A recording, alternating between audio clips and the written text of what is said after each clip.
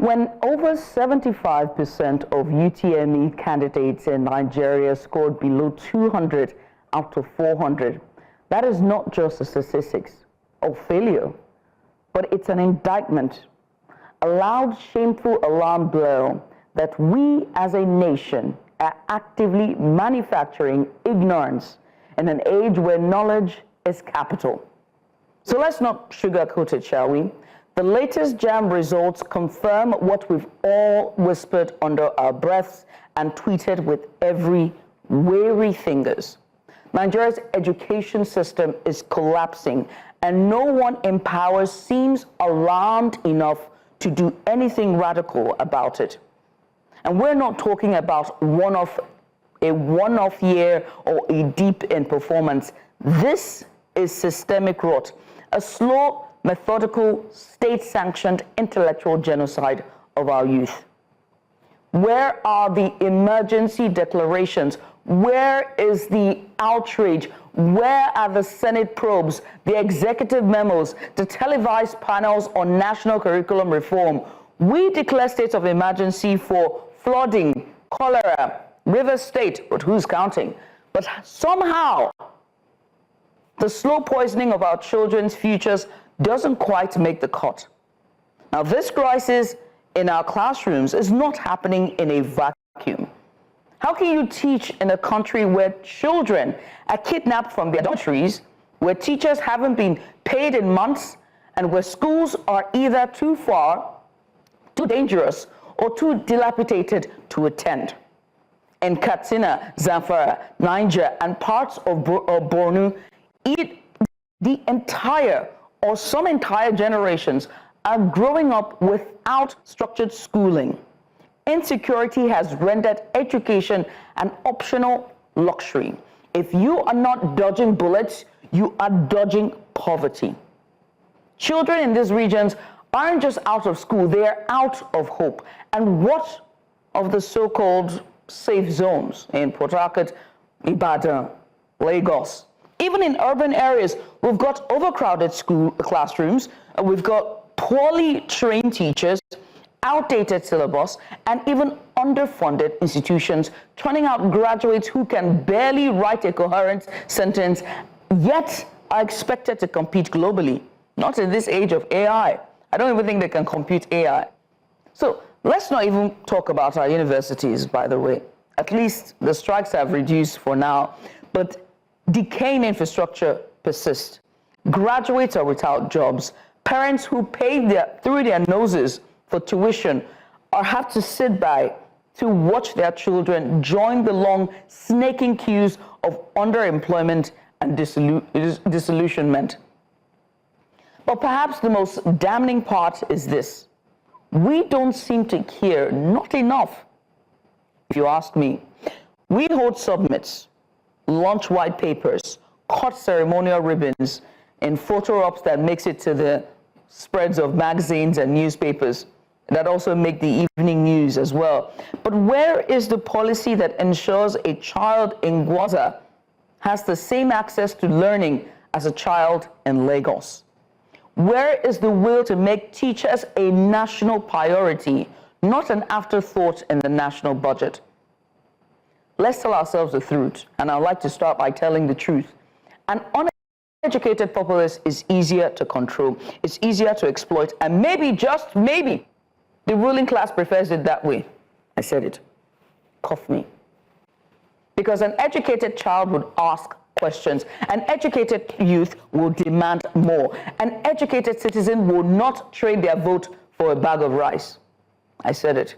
So here we are, watching the lights dim in the minds of our children, one school term at a time, while the rest of the world races forward with AI, Gen AI, different innovations, and we are stuck with below par or subpar JAMB results. And this isn't just about JAMB scores, it's about the soul of a nation where our children are groomed for failure by a system designed for survival, not excellence. Nigeria cannot afford to keep failing its future. We need a real, radical, urgent education revolution, backed not by words, again, backed not by words, but by policies, funding, and most importantly, political will. Because you all have political will for 2027, but not for every child in Nigeria. Because until every child in every region can learn in safety, in dignity, and quality, not quantity, then we're not a serious country. And we'll keep paying the price every year.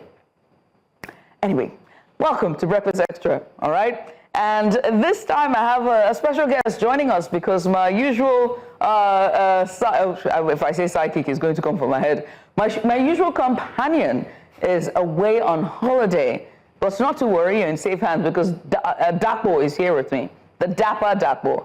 So I like to call him. Thank you so much, Judith. It's a privilege to be here. I'm sitting in for Mazino. And by the way, you look absolutely beautiful. You look like $1 million. $1 billion, actually.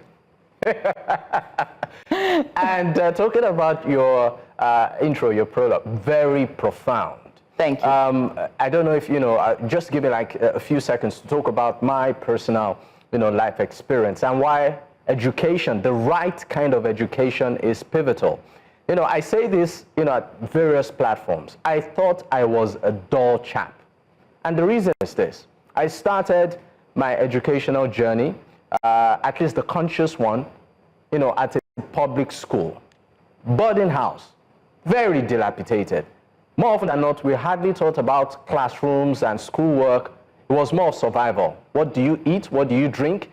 There was water crisis, so we're all keen about getting water. And so I did poorly in school back then. I thought I was because you're so focused on surviving as opposed to excelling in your academics. I mean, if you went to a boarding house, a federal government college, then you understand what I'm talking about. It was about you getting water and getting food. It's dodging the seniors, dodging bullying. I went to boarding school. So, I mean, I would get a C and it's uhuru, right? And I just gave up and I felt, you know what, I was a dull chap. And that, of course, came out in my WAHEC. I really did so badly. I just gave up on myself. And that made me write like 3 times. But this is where I'm going with this story. Eventually, when I went to the tertiary institution, it was a private university at first, where I had my first degree. Everything was working. Everything. Light, water. There was really nothing needed. And you didn't have to worry. Thank you. The focus was on studies. Studies. I graduated tops. Guess what? For my master's, I went to a public school. I don't want to mention the difference is clear. Ah, my God. I've never prostrated for a lecturer in my life. I had lecturers who will come and then they will tell you their opening remark is, anybody thinking of an A in this class, you are wasting your time. You are wasting your time. Just think of a bidder. How can you place a cap on intellectual prowess? I later realized that many of those lecturers had self-esteem issues. So I think a state of emergency, someone also raised it's a state of emergency. Needs to be put in place concerning Nigeria's education. It's outdated. The structures are dilapidated. That's why students don't take education serious anymore. Also, you wonder why in places where there is no crisis, there's peace, students still don't go to school because they don't rate it. Yeah. Even politicians don't rate the local education. No, that's why they send their children. They are fixated. I'm sorry, I'm going a bit out of script. Yeah, they are fixated on 2027 as opposed to anything. I'm very surprised that the Minister of Education and everybody else all the stakeholders when it comes to education have not come out. This is one of the lowest in 5 years. It is abysmal, it is appalling, and it's disgraceful. I think the Minister of Education should even be called to the Senate to ask questions. I want to see I want to see. Maybe they're doing their ministerial scorecard series. New Central, please send me. Thank you. All right, let's go on a break and get started on Breakfast Extra. You got Dapo, the Dapper Dapo. Thank you for having me. He's all fired up. You're in for a great time. Welcome aboard, Lagos. Welcome once again and good morning. This, of course, is the weekend breakfast show, Breakfast Extra, your essential weekend companion, where we break down the biggest headlines, spotlight untold stories, and steer conversations that count.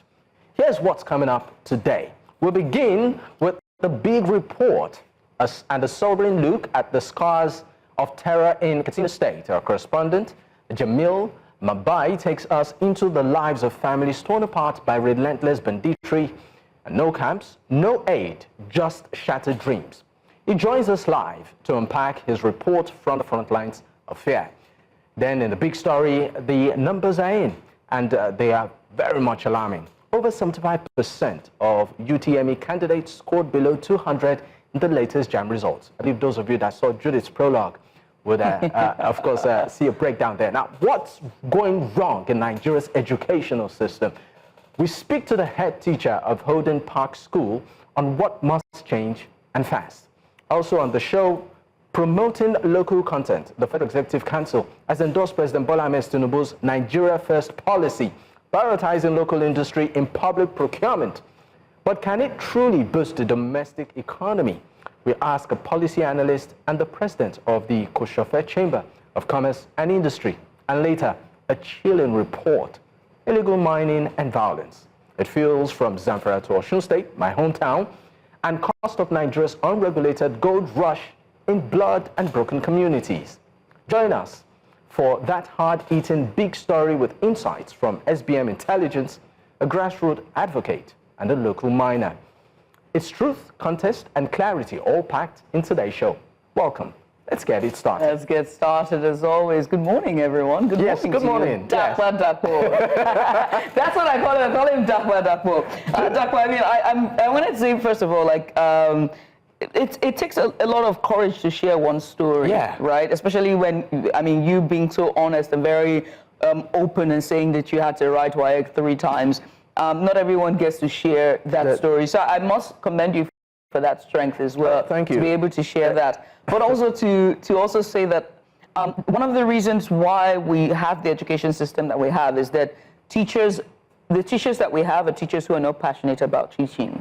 They're just passionate about money in their pockets, getting a salary, surviving. And so when there's a mentality of survival at the top, it will only trickle down to the bottom. And that's why the non-teaching staffs, the administrative staff, plus the cleaners as well, they're all very hostile to their students, and they all just want to do their job and go home, as opposed to, it's saddening that no teacher and even there's supposed to be a guidance and counseling unit, and even like a head teacher who's able to call out the students and be like, okay, we see what you're doing, but I've also spoken to you as well, and I can see that there's still a lot of potential there. Let's speak to your parent and see how we can improve on that. That type of system doesn't exist, and not just in mostly in our public institution, and unfortunately is saddening and depressing. just to corroborate what you said, it's unfortunate that aside, the passion from those teachers, even encouragement isn't there. Yeah. My mom graduated, retired, a teacher. And, she worked with the government for several years. Kudos to Lagos State. While she was still in service, they had some, trainings, arrangements here and there that sort of encouraged them. But this is where I'm going. That may not be the case in many other states. You find out that many of these teachers are poorly paid. They're owed salaries. There's this phrase that your reward is in heaven, right? If you ask an average teacher, they'll say, don't worry, we are just doing this because we love it, your reward is in heaven. But I think that really can stay. No, because these people also have responsibilities. So I think it's also a wake-up call. If you look at what an average tutor, an average teacher earns abroad, earns elsewhere, compared to what we have here, it's almost nothing. So my question is this: even though I know that there are some professions that I don't call them professions, I call them calling. For instance, if you're a doctor, it's not a profession, it's a calling. People's lives depend on you. If you're a teacher, you mold lives. Their future, their identity. If you're in the media, you mold the world. You mold the world. So that's not even a profession anymore. It's a calling. As much as that is, there's also the place of appropriate remuneration. These people you got to pay them well.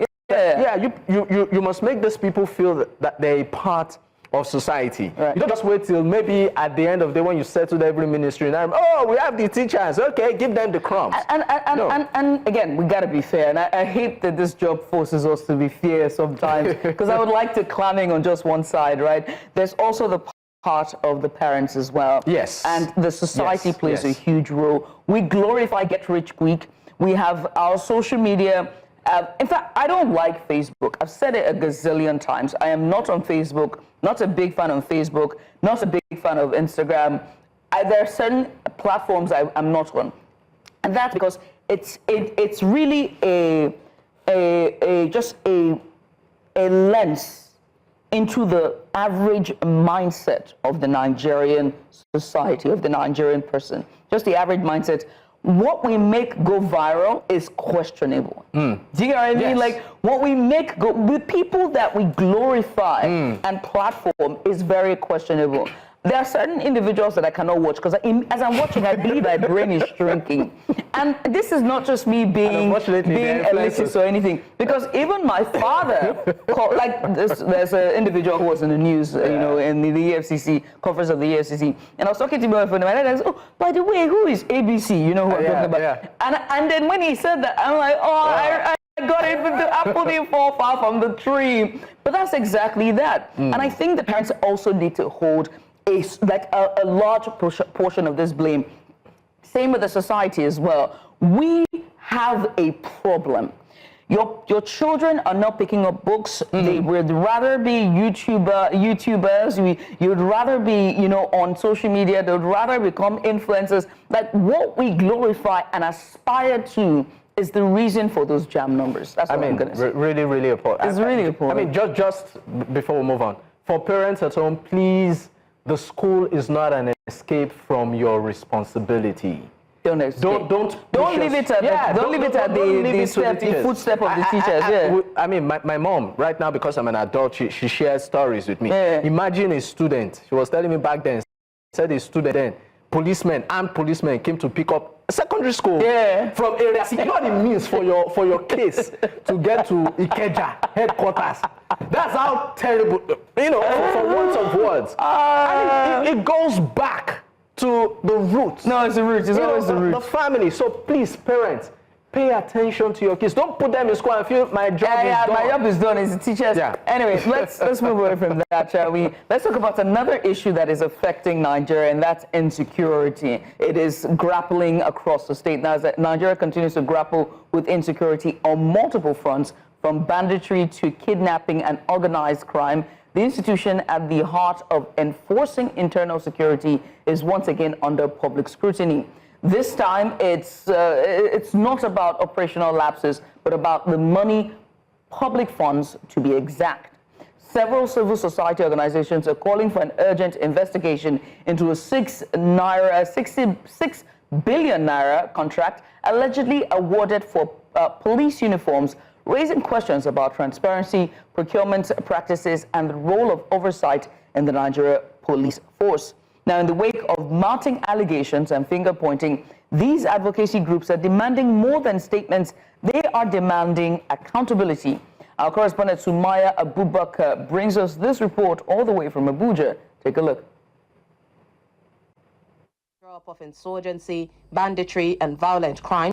Against the backdrop of insurgency, banditry, and violent crimes, some civil society actors in Nigeria are calling for urgent police reforms with a focus on building public trust and entrenching accountability.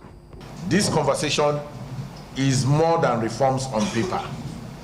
It's about real accountability in practice. It's about asking, are the resources meant to secure Nigerians being used transparently? Are procurement processes being followed? And are those in leadership positions upholding the trust placed in them by the public? They say that this stems from a recent controversy implicating several high-ranking police management officials over a 6 billion naira uniform procurement contract, allegedly split into 66 smaller contracts to bypass financial rules, despite an earlier 7.34 billion naira allocation for the same purpose. Could it be true that on January 16, 2024, through internal memo, the IGP reportedly approved the award of 6 billion contract for the supply of police uniforms, an amount well beyond his approval limit threshold? Also under scrutiny are allegations of the irregular sale and ceding of police barracks to cronies through a private firm allegedly linked to the IGP. These actions, if true, are not only in violation of federal infrastructure laws, but represent a direct threat to national security, as barracks are designated as critical security assets. They call on the police to take the lead in becoming a model of transparency and accountability in its operations. We believe that accountability is not a threat to the police, but a necessary tool to build public trust, enhance efficiency, and deliver the security that Nigerians desperately need. As calls for transparency grow louder, all eyes will now turn to the leadership of the Nigerian police force for answers. Many citizens will be hoping that these allegations are addressed holistically, with the police restoring trust to a system supposed to be a model of transparency. In Abuja, for News Central, Sumaya Abubakar. Well, joining us now is the reporter behind the story, Sumaya Abubakar, who has been following this development closely. Sumaya, good morning. Sumaya, good morning to you and welcome onto the show. Good morning, Dr. Good morning, Judith. Thank you for having me this morning. Thank you for being here. I mean, let's get started with the basics, shall we? How did this story come to your attention, and what was your first reaction when you heard about the 6 billion naira uniform contract? I mean, you attended the Civil Society Roundtable. Tell us, what came to your mind? Let's start there first. I mean, first thing that came to my mind is this saying where police would always say security is for everybody. I mean, that is the same message we tend to receive from Ministry of Defense all the time. But then if the institution, the body, the agency that is supposed to take the forefront of this matter is the one actually going through or supporting corruption in every form, it tends to be scary. So the roundtable calls have about 30 civil society organizations, and also there is the media and even normal, citizens joining in on this conversation on why exactly this sort of situation would be happening. And mind you, Judith, this link or the leak came out from the police system itself. They asked some good citizens, good policemen that are scared of the situation going on in the system. And, we all know how uniformed people cannot really come out to talk to the media themselves. So they actually did it in a whistleblower way and just let out the memo out there. We're talking about 234 billion naira misappropriation fund. And of course, this civil society coming up together saying, we need to ask for accountability. Already there's petition that's been sent to the ICPC to clarify this issue and make sure that these police, especially the Inspector General of Police, Kayode Egbetokun, gives Nigeria the details of what happened. Now, one of the major concerns is that this 6 billion naira that has been spent already has been given to them, in terms of a 2024 budgetary allocation, and it was given to them as 7.34 billion naira. So there is a replication of this situation, and then even that one was done wrongly.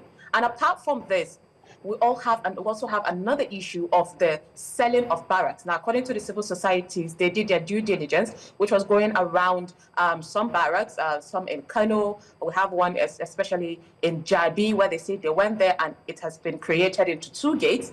And one side is now a residential area, and the little part of it is now left for the police. So police, even in the system, are scared of this situation. And it's really a cause for alarm that I think everyone needs to pay attention, because I must tell you, Judith and Dakwa, that a lot of Nigerians are not even aware of this situation. It's like a hush-hush situation. And the civil society organization had to come out because there is some bit of a shady threat here and there from this system that they are accusing.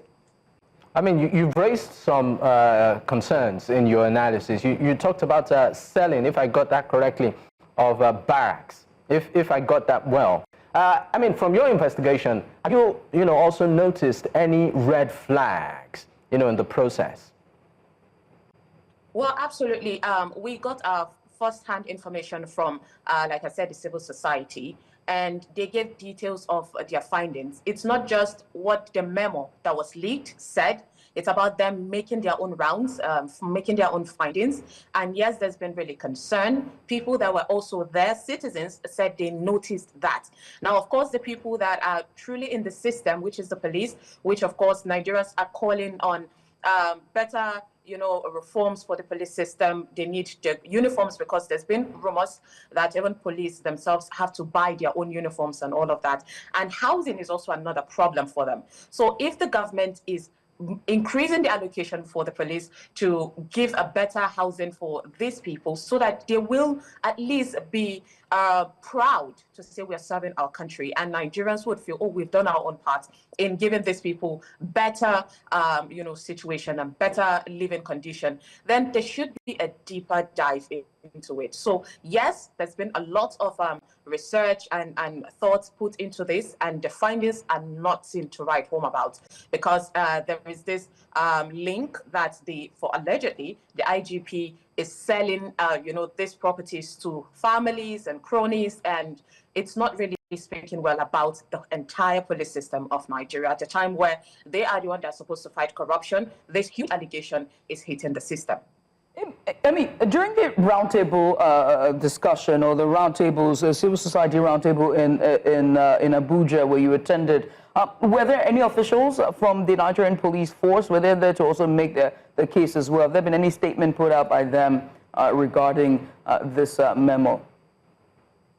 None. There was no representation. And yes, the civil society, about 30 of them, sent an invitation to the police system, but nobody was there to represent them. I mean, this is a huge allegation, I'll tell you. And for anybody that would dare to enter that place, that person will have to brace themselves to say that they are entering into a lion's den with better explanation. So, of course, when it comes to people or this perhaps politicians and others seeking for offices, that's when they reach out to the people. But when it comes to you asking for accountability and transparency, then you see little or none from their attention. So this, of course, was asked there, that as journalists, we got there and we asked the question, is there anybody from the police that could actually talk about this? And they said, we pushed, but nobody wanted to engage in this roundtable. But clearly the 30 civil societies currently have sent petition to the ICPC seeking for freedom of information, saying that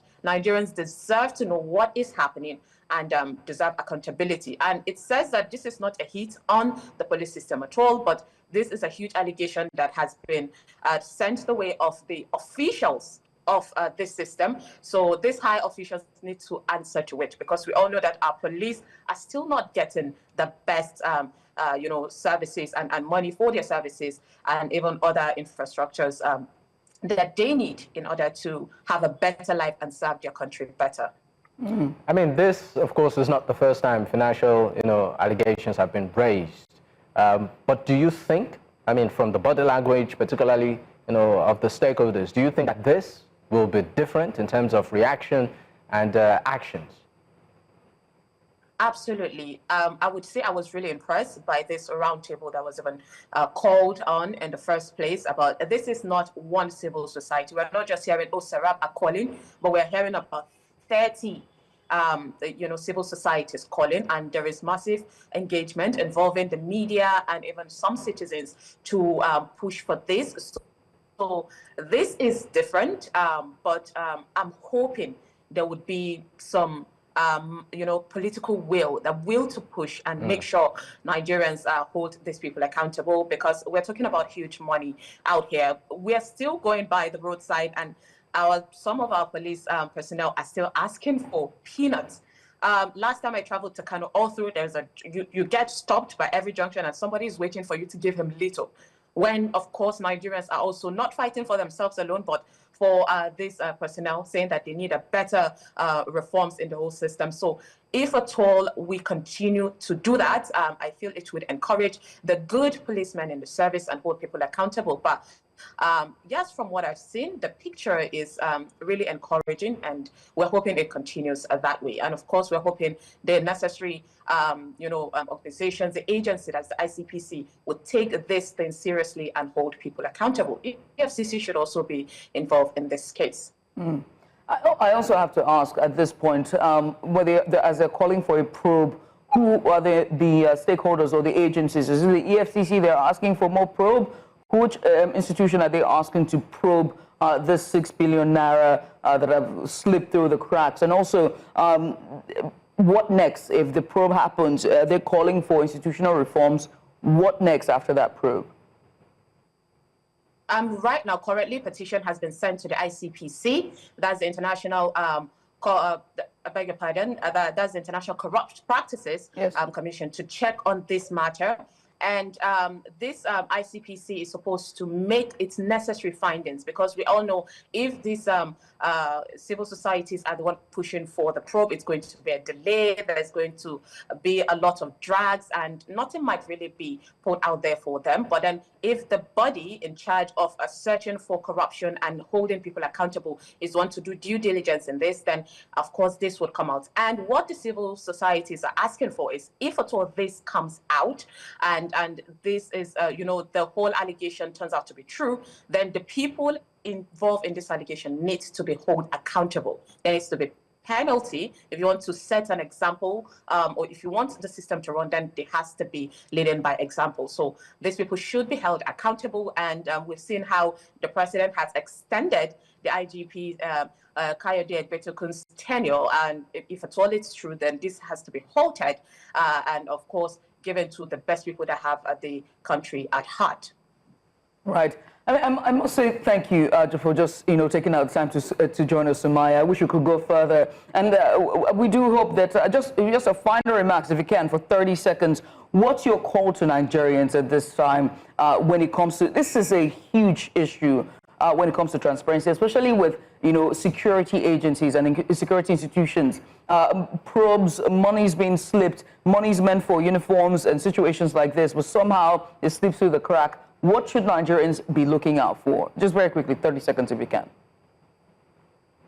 Absolutely. So first of all, I have to, blow our trumpets. News Central is one of the stations that have carried this story and talked about it extensively. And it's because a lot of Nigerians are not aware of the situation. So, and we are so used to the fact of going on social media and ranting. This is something that needs a huge, call. And one thing we know is that the people have more power. So if we're calling on the government collectively with one voice to hold anybody accountable, to fight corruption, then I am sure it would be done. So Nigerians need to keep their ears on ground, know what's happening in their country, in every system and every sector, and make sure they hold people accountable. It's not just this whole situation to be left to only the CSOs, but also citizens have more power. So let's join hands together and ask for that freedom of information in terms of every sector in Nigeria. And I'm sure our country would be great, because it definitely has the potential.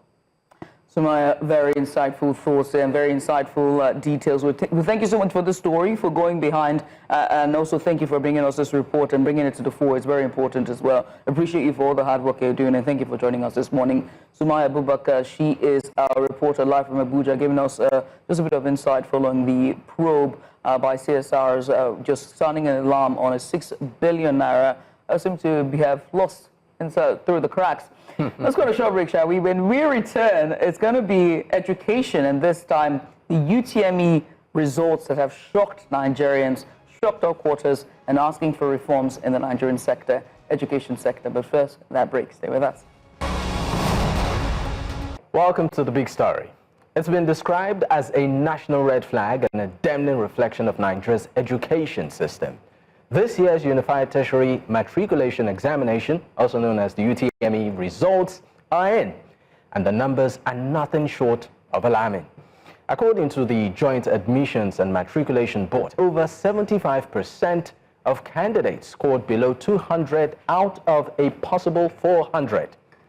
Let that sink in. More than 1.4 million students, many of them fresh secondary school graduates, failed to hit what many considered an average benchmark. This makes the 2025 UTME Nigeria's third worst performing since 2016, raising urgent questions about the quality of teaching, the preparedness of students, and the accountability of stakeholders across both public and private education sectors. So even more worrying, only 0.5% of candidates scored 300 and above, a figure that experts say reflects deep systemic rot and the need for immediate reform. So, what's going wrong?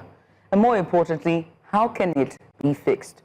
Joining us now is Veronica Modi. She's a head teacher at Holden Park School to help us unpack the issues behind these numbers and what they mean for the future of learning in Nigeria. Veronica, good morning to you and welcome to the program. Thank you for having me again. And before we came on, I was saying that I was joking that the only time we see you here is when there's a damning thing about the education. Can you just come here and tell us good news? But it's good to have you, and thank you so much for joining us. I mean, let's begin. These numbers are concerning. Another low, 5-year low decline that we're on now.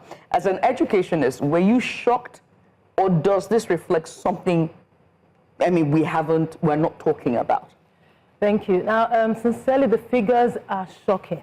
Not that I expected anything outlandish in terms of result, but I didn't expect this kind of failure, mass failure. For me, it's just evidence again and again and again for the government to look into our educational system. Sincerely, we have a system that is not working. Let's just say it as it is. Not working because we don't want it to work.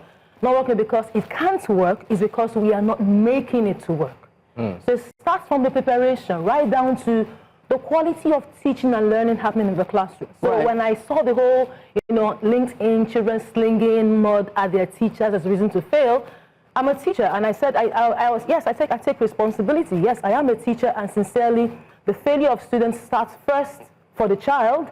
Their own is my teacher's responsible, because that is direct person they see as the physical human being responsible for my learning. But beyond that, teachers as well at the forefront. What about the leaders in the school? What about the government, their role in the school?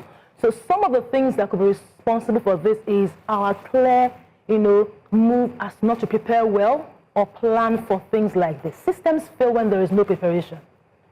You don't just lift something that you have drawn on the theory level and just begin to implement without considering the cost. You must plan for it. The people in the place, the structures you have existing, how are you going to monitor, how are you going to measure?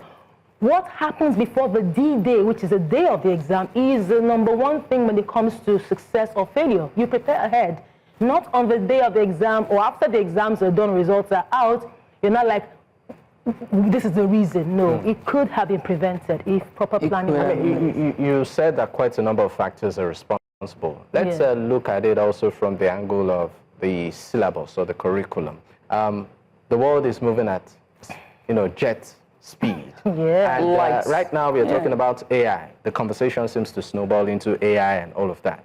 But I mean, looking at our current curriculum, academic curriculum, would you say that it's motivating for the students, competitive for the workplace? Does it empower them for the future? It doesn't. That's the truth. If I pull from what you're saying, the first thing we need to look at is what are the skills required in the workplace now? Right. I'm not talking about 2010. Because systems that work, they look at the work environment and they ask, what are the skills you're looking for? What are the prevailing skills that allows for success in this century, not 20th and 21st century? We identify that, first of all. Speak to captains of industry and find out from them, what do you expect from the workers coming to you? The soft skills like resilience and the like, find out from them. Then now go to look at our educational system.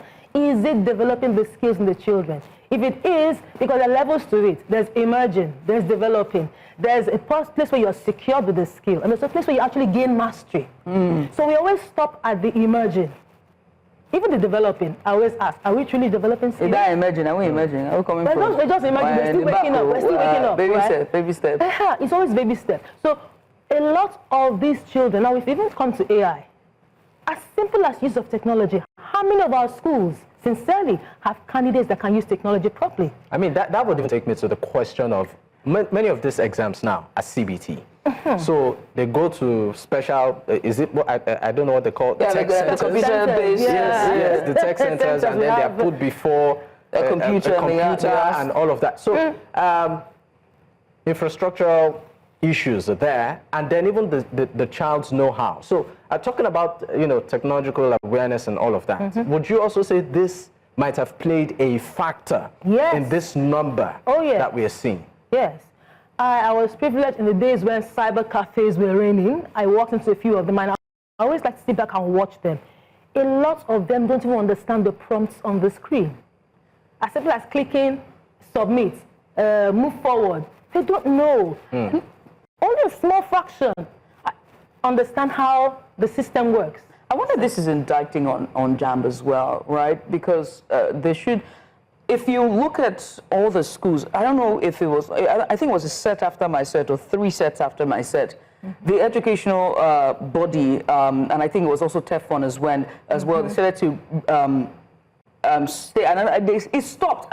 Look, there's so much, but they were installing satellite dishes in all the Unity schools. And I remember because 3 years after I graduated, I went to my sister's school, and I can't say a school, but it was a Unity school, and there was this big, massive dish. And then 2 years after, when I went to get my certificate in my secondary school for my university as I was graduating, I went there, and then I also saw the same thing. Come to find out, I saw an article that they were working towards, bringing those things to school. But as always, something happens, it will start, it will not finish. Is JAM supposed to be, are we supposed to hold JAM as well when it comes to preparing those students for the computer-based tests? Because we only see from the lens that we're at, and that's Lagos, Ibadan, all the metropolitan cities. What about those who are in the far-to-reach region, who have to drive to the main cities, and they thrust them in front of the computer, and they don't know the prompts? That's the truth. What you said is absolutely true. I was looking at some of the figures, and I saw states in the north, Imo State, Ogun State. I'm just wondering, okay, so in the north, that I grew up in the north, apart from the metropolitan cities, within places, Adamawa, Kaduna, and Co., the city areas, fine, but even within those cities, there are some schools you will approach. I schooled in former Gongola State, right? And you're walking and wondering, in the same Yola where I was, you have this school and you have this school. How come this one is probably well-funded and this one just looks like an abandoned land? And that's the truth. So JAM has a major role to play. Of course, Ministry of Education came out to say it's just the evidence of the fact that the government is trying to curb malpractice. I am not, in a way, disagreeing with him because there has been gross malpractice in our exams. And our JAM system, but that is just a fraction of the issue. The issue is level of preparation. The children don't even have the basic test-taking skills. They don't know how to take exams. They don't understand what the questions even mean. And that's, we have to also talk about the culture itself, whether it's cramming, the cramming culture, or the lack of foundational understanding, or better yet, the learner's gap when it comes to, let's talk about that. Let's talk about those gaps as well, and the culture of reading and learning. Because in our time, I don't know about you, but in my time, we were very blessed, and I was lucky. Big shout out to this, to Mr. Abraham. He was my guardian. So he would teach us skills and ways to read and to remember. So he taught us the different methods, the one where you write, the one where you make bullets, and the one where you seed out your time. Take 10 minutes out of 1 hour to play and come back. Take 15 minutes out of 1 hour to play and come back. Focus on this area, bullet those points. When you come back after the break, he gave us those study guidelines and those pipelines. And wherever he is, I hope that all is well with you, sir, and thank you so much for those thoughts. But what about, people who don't know that and all they know to do is cram? So then that's where the teachers come in. So we're looking at the government, we're looking at JAM as an exam board. Even WAEC and NECO should be listening to this because the exams are on and we don't know what theirs will look like. That's the truth, because if you look at it, it cuts across all three. It cuts across. It's more like there's a mirror between the three of them, and it still comes back to the same thing. They need to come together and look at this system of education that we have in Nigeria. Is it really working? Are there things we need to change about the curriculum, the topics, how are they taught? As I was telling somebody, I say, I wish the government can actually throw out some kind of a survey and let children feel, anonymously what they think about the exam. And not just, my teacher is bad, I think the timing of 6:30 was bad. What about the style of questioning that they have? And look at what teachers are using in the classroom. Are they exposed to questions like that? Or is it just, the answer is A, the answer is B? Why is it A? Why is it B? Why is it not C? Or why is it not D? And let them process and understand. So when the children get into the exam hall and they meet a similar question, and of course it's not the same, they can apply the skills. Like, as simple as English language. Some children don't understand encoding and decoding. They can't decode information. They don't have to draw links. Okay, if you say Mr. A, so that critical means thinking. They don't. Critical thinking. And that's another skill about reading. That whenever you read something, my daddy would say, go and teach your younger ones. You don't get it now, but it made perfect sense. Then I was like, why do you want me to teach those ones? Big shout out to daddy, I hope you're watching. He'll tell you, go and teach your younger ones. When Chinua Achebe died, he told me, go and tell them about Achebe. You know what I mean? He made me do those things, right? Yeah. And so now people call me an Efiko. It's not my fault. It's, you know, and then when you think about it now, those people then, it would be, they now consider themselves thought leaders because they're once instructing other people. But really, for you to better understand what you read, you must be able to talk about it. And be able to communicate. But let's look at the psychology of these students too, and the role of family, right?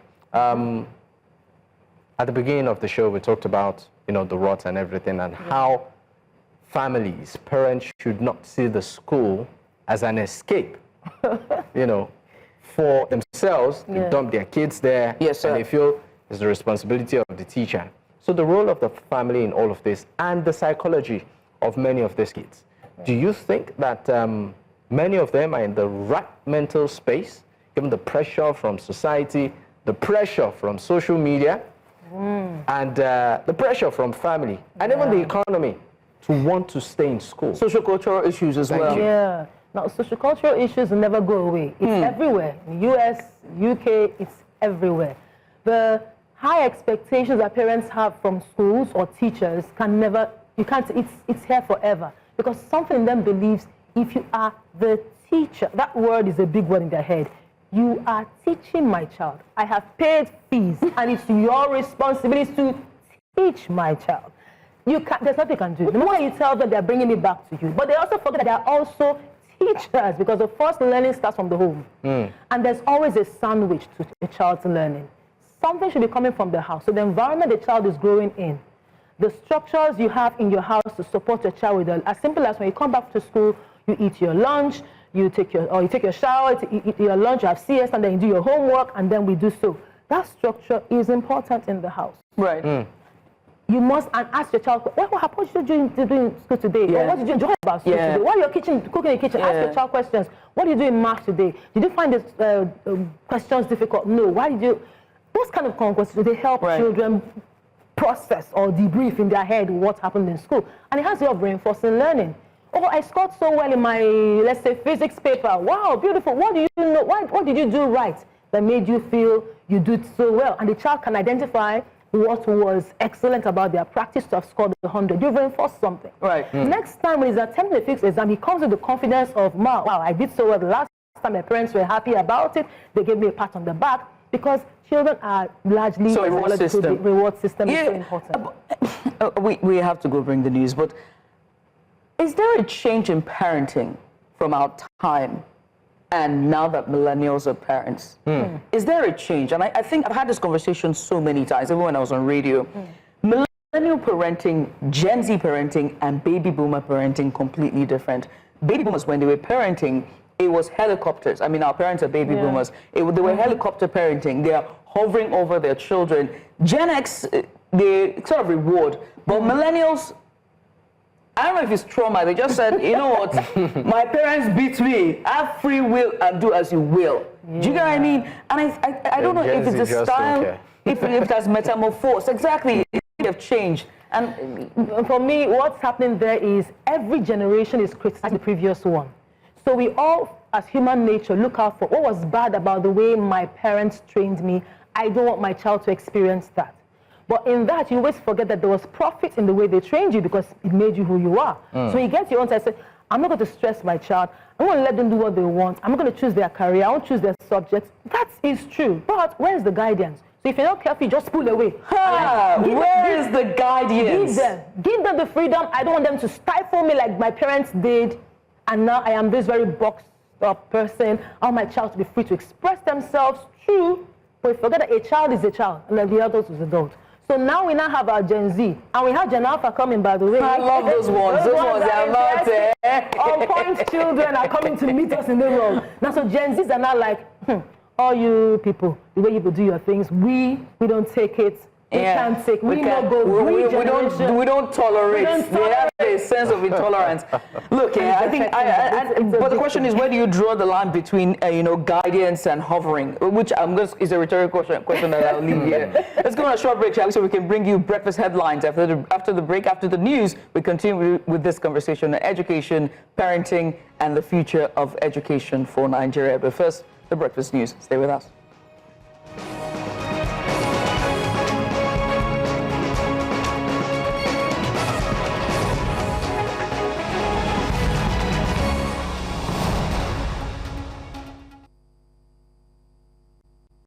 And you're welcome. You're watching Breakfast Headlines here on News Central Television. I am Judith TB, and here are the top stories for this hour.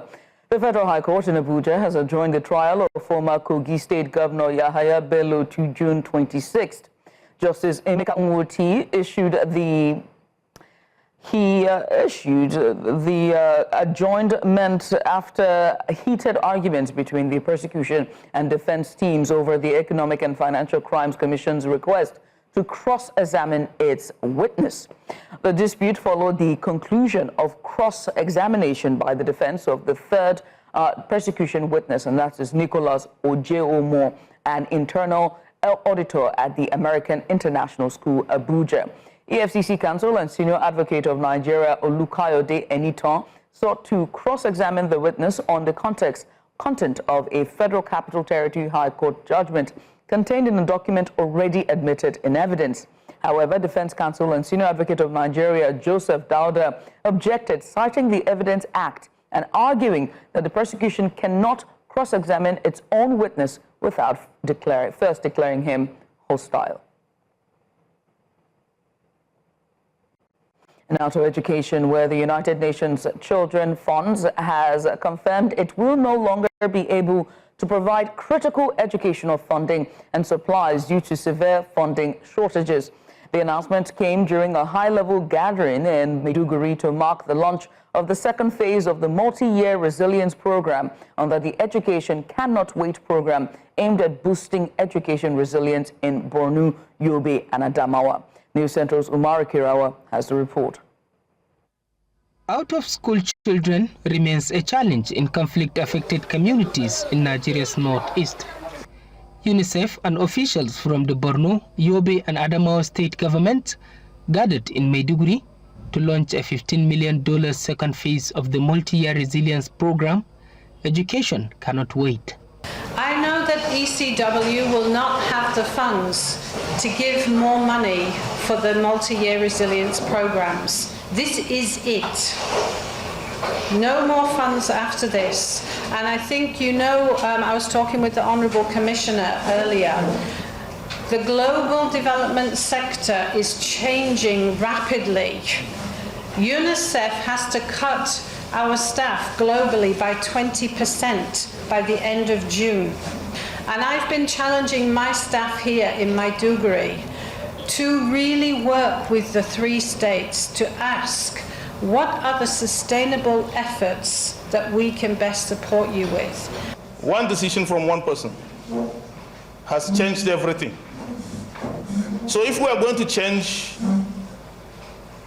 or we're going to adjust the work plan, we must understand the realities of the moment and also see where it is very important to fit into our gaps. UNICEF, in collaboration with the state governments and consortium partners, will implement this 3-year project from 2025 to 2027 towards expanding access to formal and non-formal education services for over 500,000 conflict-affected children. We cannot keep giving supplies. We cannot keep giving mainstreaming kits. We cannot keep giving dignity kits because we don't have the money. If we have availability of water in the community, the people will not be trekking long distance to go and fetch water. If we have improved small businesses for the parents to get engaged, the people cannot be hawking on the street. They will have time to attend schools. So these are things that the government has to, they are small things, but they are very, very key. Good governance through the provision of basic amenities like water, books, uniforms, toilets in schools, among others, are said to be key by the academic dawn to tackle the issue of out-of-school children. In Maiduguri for News Central, Umar Kirawa. So education, in a significant move to address the power challenges facing Nigeria's tertiary institutions, the federal government has signed a memorandum of understanding with the Rural Electrification Agency to supply 8 universities with uninterrupted electricity. The agreement, part of the Energizing Education program, is designed to provide 24-hour electricity through clean energy mini-grids to federal and state universities, including their teaching hospitals. The ceremony took place at the University of Abuja, one of the early beneficiaries of the program, and brought together key stakeholders from government and the academia.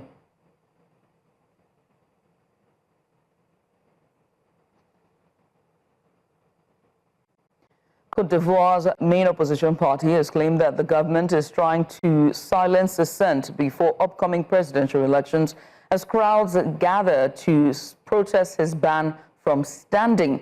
The claim followed a ruling by a court in April that barred its candidate, Tiam, from being a candidate in the October 25th vote, saying he lost Ivorian nationality when he acquired French citizenship in 1987. Presidential candidates are not allowed to hold dual citizenship. Tiam was born in Côte d'Ivoire and renounced his French passport in March to enable him run for office. About 1,000 supporters from his Democratic Party of Ivory Coast, BDCI, gathered outside the party's headquarters to call for his reinstatement on the electoral list. Nous avons donc demandé au tribunal ce matin l'autorisation de déposer des éléments nouveaux en complément des moyens de défense que nous avons déjà déposés. L'avocat, ou du moins la partie qui a saisi le tribunal, a voulu s'opposer à cette demande. Et finalement, ce qui a été décidé ce matin par le juge, c'est que l'affaire est renvoyée à la semaine prochaine, donc au jeudi 15 mai, pour que toutes les parties puissent faire connaître au tribunal leurs dernières observations. On est parti d'abord du fait qu'on veut remettre dans le droit quelqu'un qui a été sorti du bureau suspendu, du bureau politique. Après, on est arrivé où on est et on va aller. And that's all the breakfast headlines we can take at this hour. Join us at 9 a.m. for more big stories. It's back to Breakfast Extra. I am Judith at TV. Stay with us.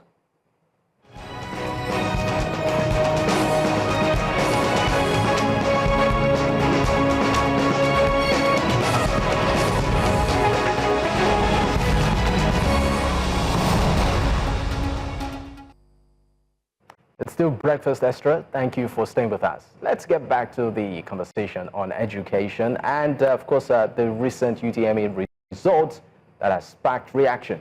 We still have our guest in the studio. Yes, indeed. Our guest is Veronica Modi. She is the head teacher of Holding Park School. Thank you so much for still being patient with us. Yeah. I mean, before the break, we're talking about guidance and, parenting and, how much of a role the parents also play in these numbers that we're seeing.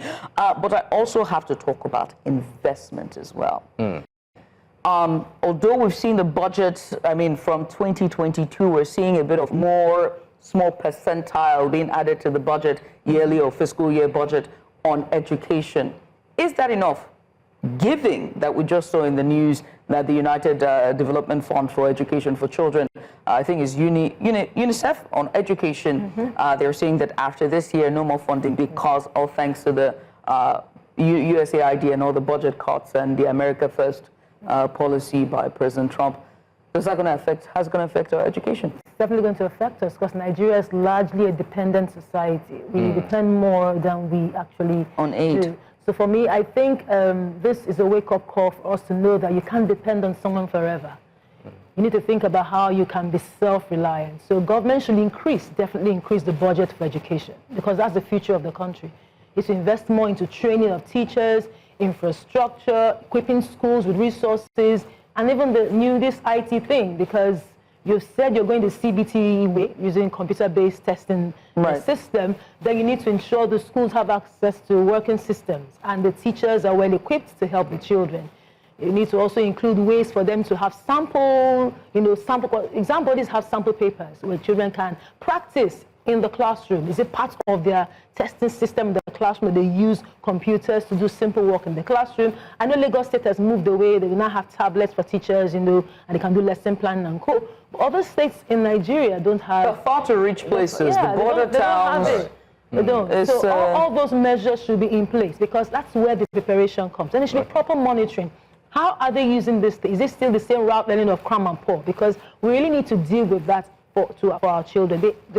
It's a lazy way of learning. They just cram, they pour, they forget. Teachers should help them think about their learning. Let them think about the concepts. work with the topics. Our curriculum can actually work, sincerely, if we are more proactive, with the way we implement. I mean, before we let you go, for many students who, took this exam and fell below par, it would be a really low moment for them. God.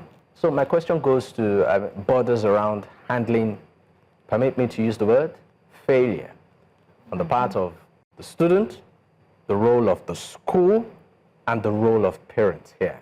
Please, emphasis on parents, because some parents will would punish the child, vilify the child, crucify the child, tell the child, look, we are not failures, and you are the first to fail. Look at X, Y, Z, and compare. Right? So how best can failure be handled for the child with the role of this stakeholder? Well, thank you. So that's where the guidance we're talking about. Parents should make their children understand that, of course, with a lot of care, that to fail is not an evil thing.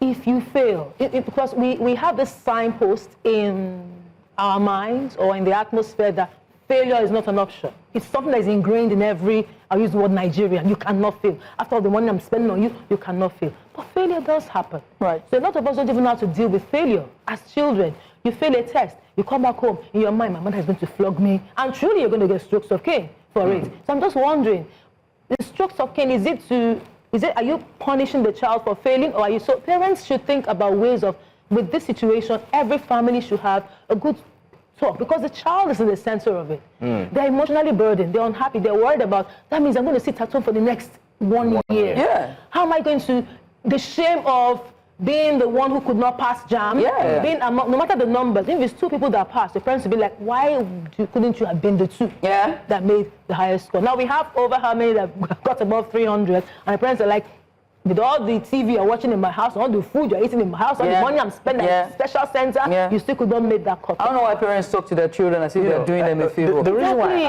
reason why I asked this question is, recently I witnessed something. It was a simple game at a party, a chair game, and musical chairs. Musical chairs. And this little chap, was pretty much diligent in ensuring that he made it to the last two.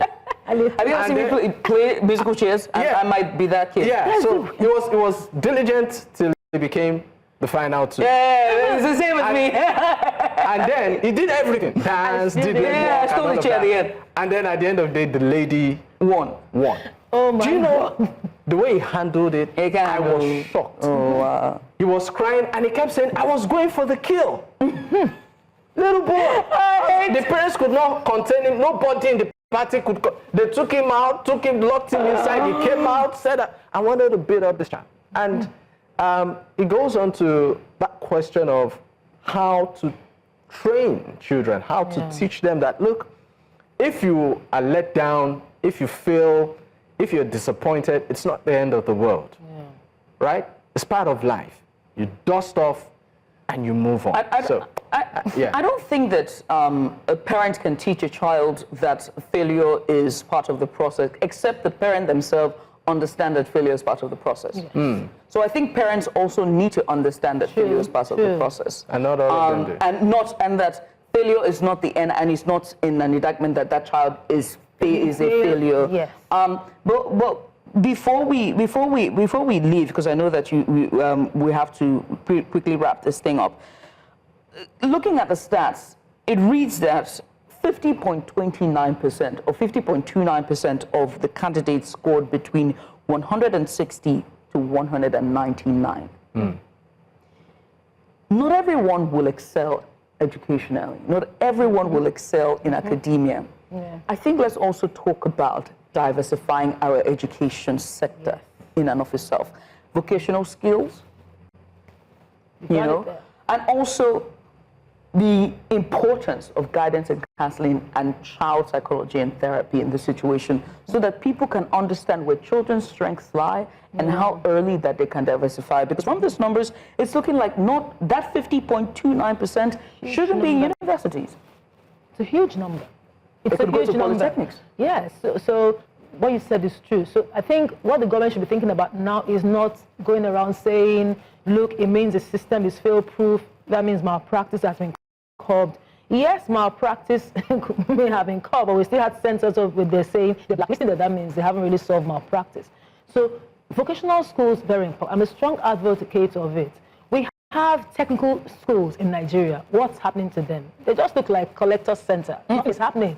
They just collect dust, go to Yaba and all that and see what's going on there. And if you enter their rooms, they have everything. So I think the government should look into pathways of learning. Right. Not every child will follow the typical, pathway. They should revive, those schools and other, systems of, like I used the word pathways of learning. So then we can reduce the bulk of children who always want to write JAMB. Perhaps if they have options, then those ones who have earlier on identified that, look, this is not my way. I want to probably be a cook, or I want to go into dressing, or I want to do, all those engineering, woodwork kind of skill. And they're doing well. They can just simply streamline out and follow that path and to reduce the number while they focus on, getting for each area the structures, the systems working, and the individuals actually running them, understand how they work, and the support structure is them for that too. All right, Veronica, we must say thank you so much for coming on. Thank you for your patience and just being here, and just, as always, every single time we call, you make our time to come. Thank you.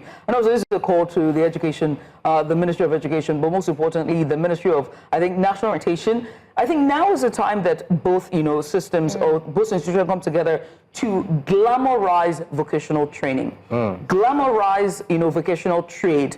If you don't glamorize it, our people will demonize it and see it as not, not visible for their children. Glamorize it enough so that people can diversify, the education system can diversify. Not everyone needs to be a medical doctor. I don't even like blood. Let's go on a short break, shall we? When we return, we look at promoting local content. How are we going to promote local content if we don't glamorize vocational skills? See what I'm talking about? After the break. Welcome back. A bold new policy direction is taking center stage in Nigeria's economic conversation, and it's been called the Nigeria First policy. Recently approved by the Federal Executive Council, the policy forms a key part of President Bola Ahmed Tinubu's renewed hope agenda. It is designed to prioritize local content, indigenous production, and homegrown innovation across government, procurement, industry development, and even digital infrastructure.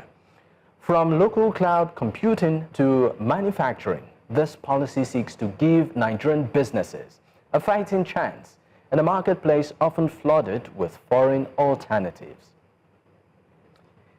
And it also mandates public institutions to source goods and services locally. An ambitious move that, if implemented effectively, could have significant implications for jobs, value chains, and national self-reliance. But with all policies, the devil is always in the details. So can Nigeria truly walk the talk on local content, or will this become another well-intentioned initiative derailed by bureaucracy, corruption, or lack of capacity? So joining us now to unpack this, we have an important guest with us. He's going to give us a keen insight into the implications of this bill, and that's Charles Otu. He's a policy analyst and public affairs commentator. Mr. Otu, many thanks for joining us. We appreciate you for coming on. Good morning, and thank you for having me once again. Good morning. Thank you for being here. I understand that joining us as well is Mr. Joe Femi Dagoro. He is the founder and president of Koshefe Chamber of Commerce and Industry. Good morning to you. Good morning. Good morning. Good morning. Let's get started, shall we, gentlemen? And let's start with the big picture. I'm going to come to you, Mr. Otu. What does the Nigeria First policy signal about the Tinubu administration's economic priorities? Let's start there. Well, I read through it as soon as the president held the Federal Executive Council meeting a few days ago. And all one can make is an attempt to copy what Donald Trump is doing in America, for instance, the America First policy. But the federal government wants to replicate the Nigeria First policy and its local content development. The federal government is looking at pushing or driving towards a policy that energizes or considers first the interest of local manufacturers over and above those of foreign interests. Now, it's interesting when the Minister of Information read out the press briefing after the Federal Executive Council meetings. What could be gleaned from what was said is the fact that the federal government seems very determined. You could see the courage, you could see the boldness. But then it's also looking all together like what used to obtain or what obtained during the first subsidy removal. It is like a government coming forward to say, look, we can do it. People are just thinking about the courage. I have heard civil society organizations and a lot of groups commending the president for all that he has said regarding the Nigerian first policy. But just like the first subsidy removal that was so harshly and brashly taken without putting a other thing into consideration, I am just being curiously optimistic. Curiously optimistic is the word, that this Nigeria first policy that focuses on local content will not be the same or have a similar effect as the first subsidy removal. Because altogether, you need to put certain things in place before you can say, oh, foreigners, we don't want to buy your raw materials. We want to focus on producing, getting the resources, managing them and using it for ourselves.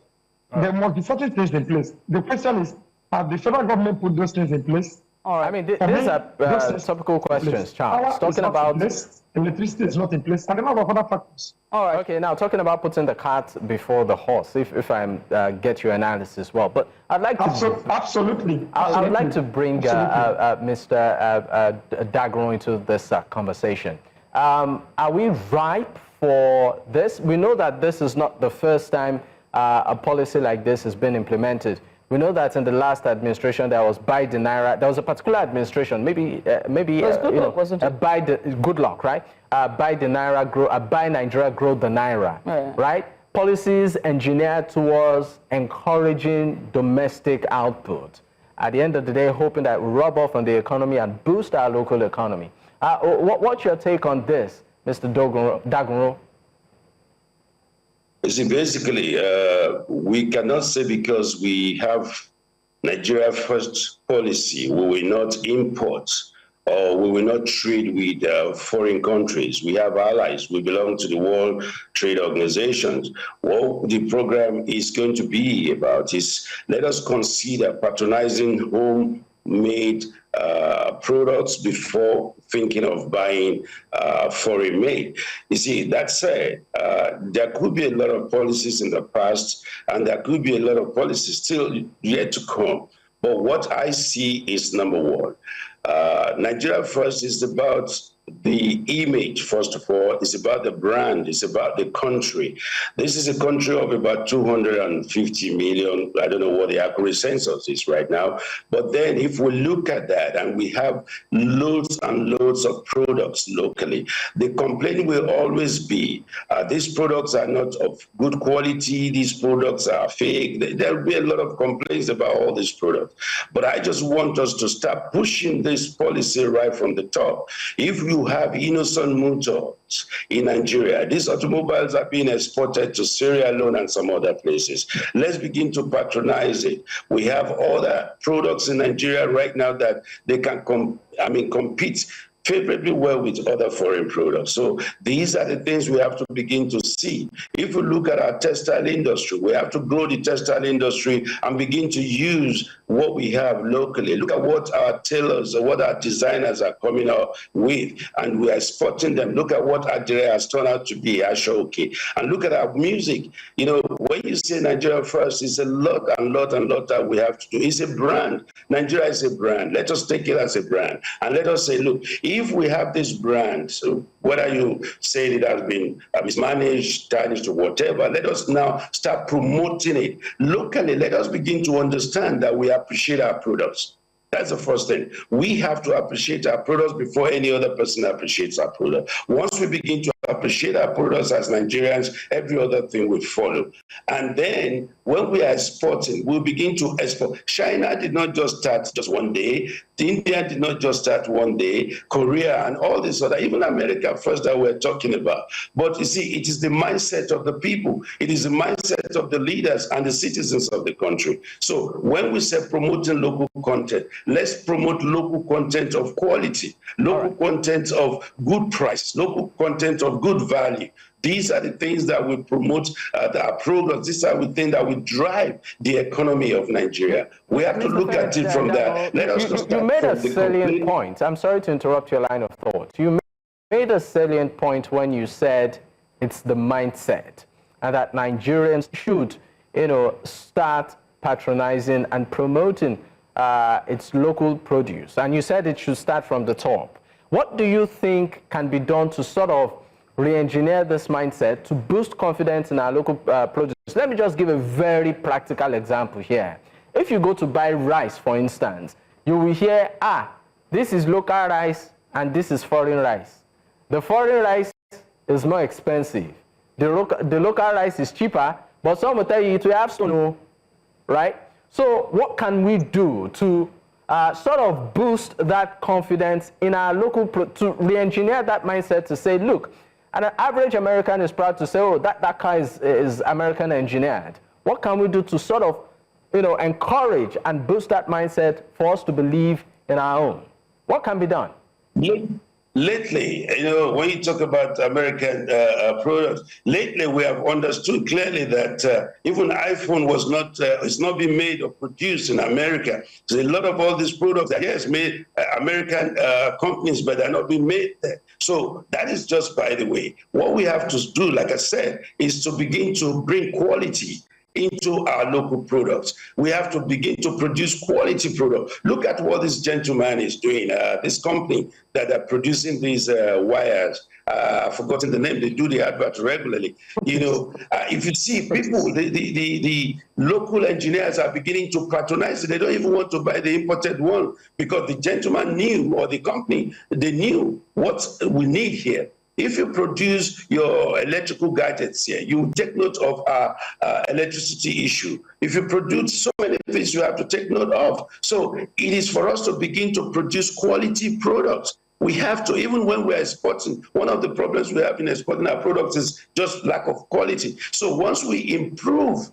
it is a matter of improving the quality. It's a matter of improving the rice quality. Yes, they could have stone at the beginning, but it is not something that it has to be. For the next 10 years, we are still having the same thing, and we are not improving it. Let us improve on it. Let us begin to tell our children why it is like this. Let us begin from primary school, secondary school, and the university level. But then, like I said, parents have to, citizens have to, leaders have to, politicians have a role to play. It is not just to tell us that, look, buy this, and you are not patronizing, you are not doing show example. And that is why I say it's a brand issue. If the president is going around talking about the brand Nigeria, yes, the citizens have to at the local level as well. You see, you have a lot of breweries in Nigeria. There's no point. But if you still want to bring in your beer or whatever from another country, you pay the price. Right. So now you begin to look at it. Made in Nigeria is not necessarily going to be cheaper. Let's get it straight. But the quality and the value for it will be there to compete with those products we are bringing in from outside the country. I think that is what we have to emphasize. Now, Mr. Charles, earlier you were, if you were to round up your last submission earlier, it was simply putting the horse before the cart, or rather putting the cart before the horse. And you were trying to highlight some gaps that would hinder this initiative. And following the same train of thought with Mr. Femi Dagoro, it's very clear that we must invest in local content, local produce, local tech, local products. But there are gaps to achieving that. And even though past administrations have come up with similar local content promotions or policies, one thing is certain, we still struggle to achieve the main objective or the goal of these policies. And so what are the gaps that you think this initiative might encounter in its early on days, and what can we do to, lessons that we must learn so that we can, have like standard products that can also be exported as well? Well, thank you very much. I listened to Mr. Femi, Joe Femi, very dispassionately, and it's good. We are pushing this, and we are saying, let the mindset of Nigerians change. First of all, the first thing we need to do is that the government's mindset towards our local products needs to first of all change. Like he pointed out, the president cannot be driving in Mercedes products across the country, a motorcade of vehicles. You don't find a motorcade of 50 to 100 vehicles in some cases, as it was in Anambra, for instance. We saw a long motorcade, and you can't find an innocent vehicle there. I expected that if the president wanted to match his word with action, they could invite innocent to that event and start by ordering him to produce locally assembled or manufactured vehicles for certain federal agencies, consultants, and ministries. If the federal government decides to, put in the billions it is budgeting to, complement foreign importations of goods to boost both Dangote and Innocent, we put a step far ahead. But then the most important, which is the fulcrum, the engine room of any production, the power sector is still in its lowest comatose stage. As we speak, even the manufacturers, those who have mustered the courage to go into manufacturing, are paying through their nose to get electricity stable to do what they are doing in the country. Now, you move from electricity before you even talk about, getting the people to imbibe the culture of accepting their own. Electricity is a key factor. Secondly, as we are speaking now, I heard about the Africa Raw Materials Summit that is coming up, being organized by Raw Materials and Research and Development Council. Such opportunities are bold opportunities that Nigeria can take interest in and make bold statements. You cannot be bringing, as I'm hearing, 72 countries into the country to talk about how the local rubber processing can be utilized locally to be produced in Nigeria and used by the people. And then the government, in some of these occasions or programs, seems so much aloof on, or even funding, or making themselves available, bringing in good initiatives, bringing in action plans. I am saying that we need to start from the government and then down to the people. The people have always been winning. Nigeria first, buy Nigeria to grow Naira, buy Nigeria to grow Naira. Nigerians adopted it. Nigerians were patronizing. But how much of this do you think, for instance, the video that we saw circulation, where someone will come into the country from, from America, in Nigeria will come and invest, and what policy from government, like this coastal highway, the stops whatever the person is building or trying to put in the country as its own economic. Charles, you've made a couple of selling points. You've made a couple of selling points, and of course that would direct me back to Mr. Femi Dogoro, the ease of doing business.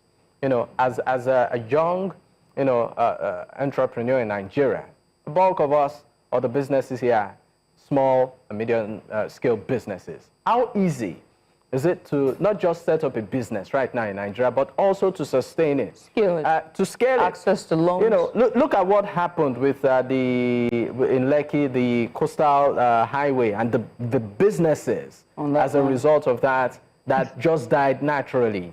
And then you talk of multiple taxation, government policies that just come up, and also infrastructural deficits. As a business person, how easy is it to run a business in Nigeria? Well, I tell you, straight away, it's not easy, and it's not going to be easy. That's a straight fact. Doing business in Nigeria is not an easy thing, and because of so many things that we all know, infrastructure deficit, and we're talking about electricity, about roads, and a lot of all those things. But there will always be an opportunity in all this as well. Look at what the fintech industry, look at what those young men and women, what they've been able to, package. Look at the broadband, rather. Look at the broadband industry, the telecom industry. Look at a lot of things going on there. It's unfortunate that sometimes when government plans activities, another government comes in and, it's been somersaulted and they don't follow through again. And that's why you see some of these things happening. But the point is this. When you mention the Lekki axis and this, it is very important for us to have such a project.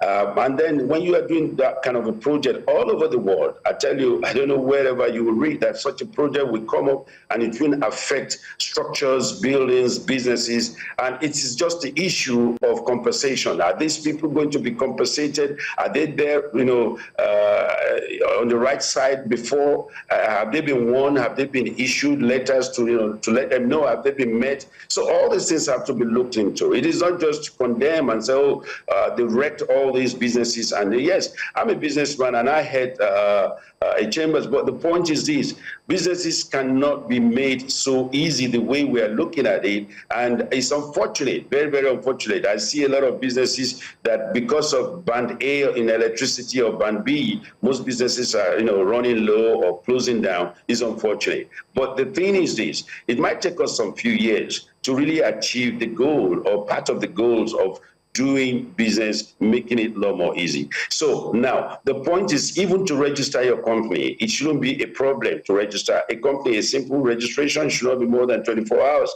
I think the CAC has improved on that, and a lot of things are going on. And then to secure funding has always been a problem, and it will still be a problem the way we are. But the government is trying to come up with a lot of issues. I'm not speaking for the government, but at the end of the day, I know most of the programs coming up, they have issues. They have bottlenecks for small and medium-sized entrepreneurs. I see that every day. And I know that unless, and that is why some of us now in the chamber movement, we are saying, look, let's begin to have cooperative societies, a cooperative society that will loan funds or money to its member at a single digit, true single digit, without having to say, look, you have to pay this, you have to pay that, because behind every single digit that I have seen and that I've read and that I've been part of, there's always some commission, some added problems to it, and that is making it not easy for businesses to grow. So we have to begin to find a way to develop businesses to make it easier for people. But generally, nowhere in the world that you say to start a business, it will be that easy. No, entrepreneurs have to begin to be focused. They have to be trained. They have to have, the mindset. Everything is just about the mindset. Within the first 6 months, if things are not working well, that does not mean you should throw in the towel and say, look, I'm going off. You see, it might be 1 year, it might be 2 years, it might be 3. You remain focused and remain steadfast in your business. Once you believe in it and you trust what you're doing, reschedule some of this program, rework it out, get somebody to mentor you, ask questions, and then we'll begin to see how to mentor people and how to grow businesses. You are not the first, and if you are the first, go to some people who can guide you. Funding will always be a critical problem in any new business. Even the older businesses are having quickly to stay with you on it. Just to stay with you on it. We have some sectors, just like you mentioned, that seem to be doing pretty well. Part of it, you said fintechs.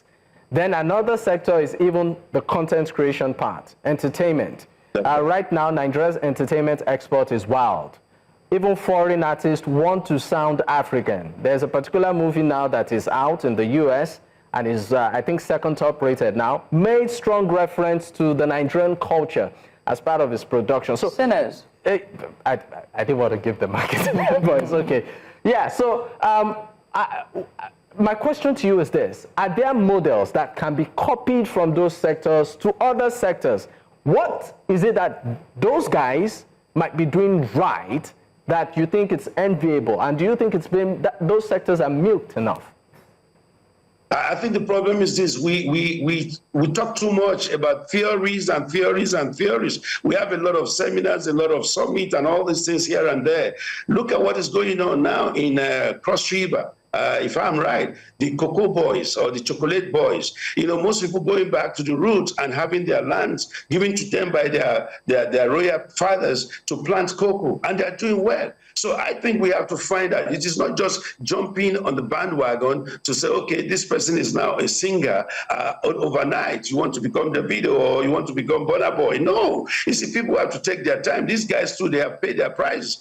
Look at Tem, for instance. You know how many years it has taken Tem to walk around the Lukbeju before she becomes this superstar. So people have to be focused, they have to be steadfast, and they have to be patient as well. This is what I say. It's going to be difficult. You can't copy what is in fintech and go to agri. Yes, there may be maybe supply chain system. You know, there are a lot of other things, the technology. You know, so unless we work together, sectorial groups that we advise, we, lead the people, right? So find a sector that you belong. Join a chamber or a movement, a sectorial group. You have people who will put you through. Some people, they have gone through this, they've made silly mistakes, they've lost money, and now they are in billions and they can guide you. So, but don't say you will do it alone. Nigeria First is about Nigerian people helping themselves. It should be about Nigerian people developing ourselves. It should be about Nigerian people creating something unique for our country and for the future. Okay. But the future starts from now.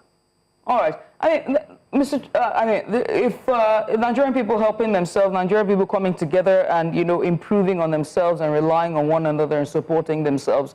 But what happens when, there's always policy changes, there is no continuum in government and, past administrations after administrations are somewhat focused on legacy policies or legacy infrastructure or legacy projects. And so I have to ask you, Mr. Charles Oti, about, that in particular. Should Nigerians be relying on themselves or have the government done enough? Whether, the policies are recycled, rinse and repeat and giving a different name or tagged a different tagline, something is clear. There is no continuum from one administration to another. There is no continuum in policy, in infrastructure. There seems to be no roadmap or master plan about how best to leave Nigeria, whether it's the creative sector, the tech sector, or even agriculture, education, edtech. It goes endless. Your take. Okay, thank you. I heard Mr. Jofremia again, and I love the fact that he's speaking passionately and identified those key areas like fintech and a couple of things going on in the agricultural sector. One thing that I believe that is lacking is that meeting point. There is a coordinating minister of the economy, as it were. What is the coordinating minister of the economy doing to coalesce this? Because until you find that meeting point, you will find out that Nigerians will keep doing what they are doing, which is what they have been trying. A friend of mine came down from Dubai, told me how simple it is to run business in Dubai. He came down to Abuja, started a bottled water manufacturing factory. As we speak, that business, despite all he has invested, what is holding that business is power. Because they give you a treasure deal. He said, okay, I want to get a transformer for myself.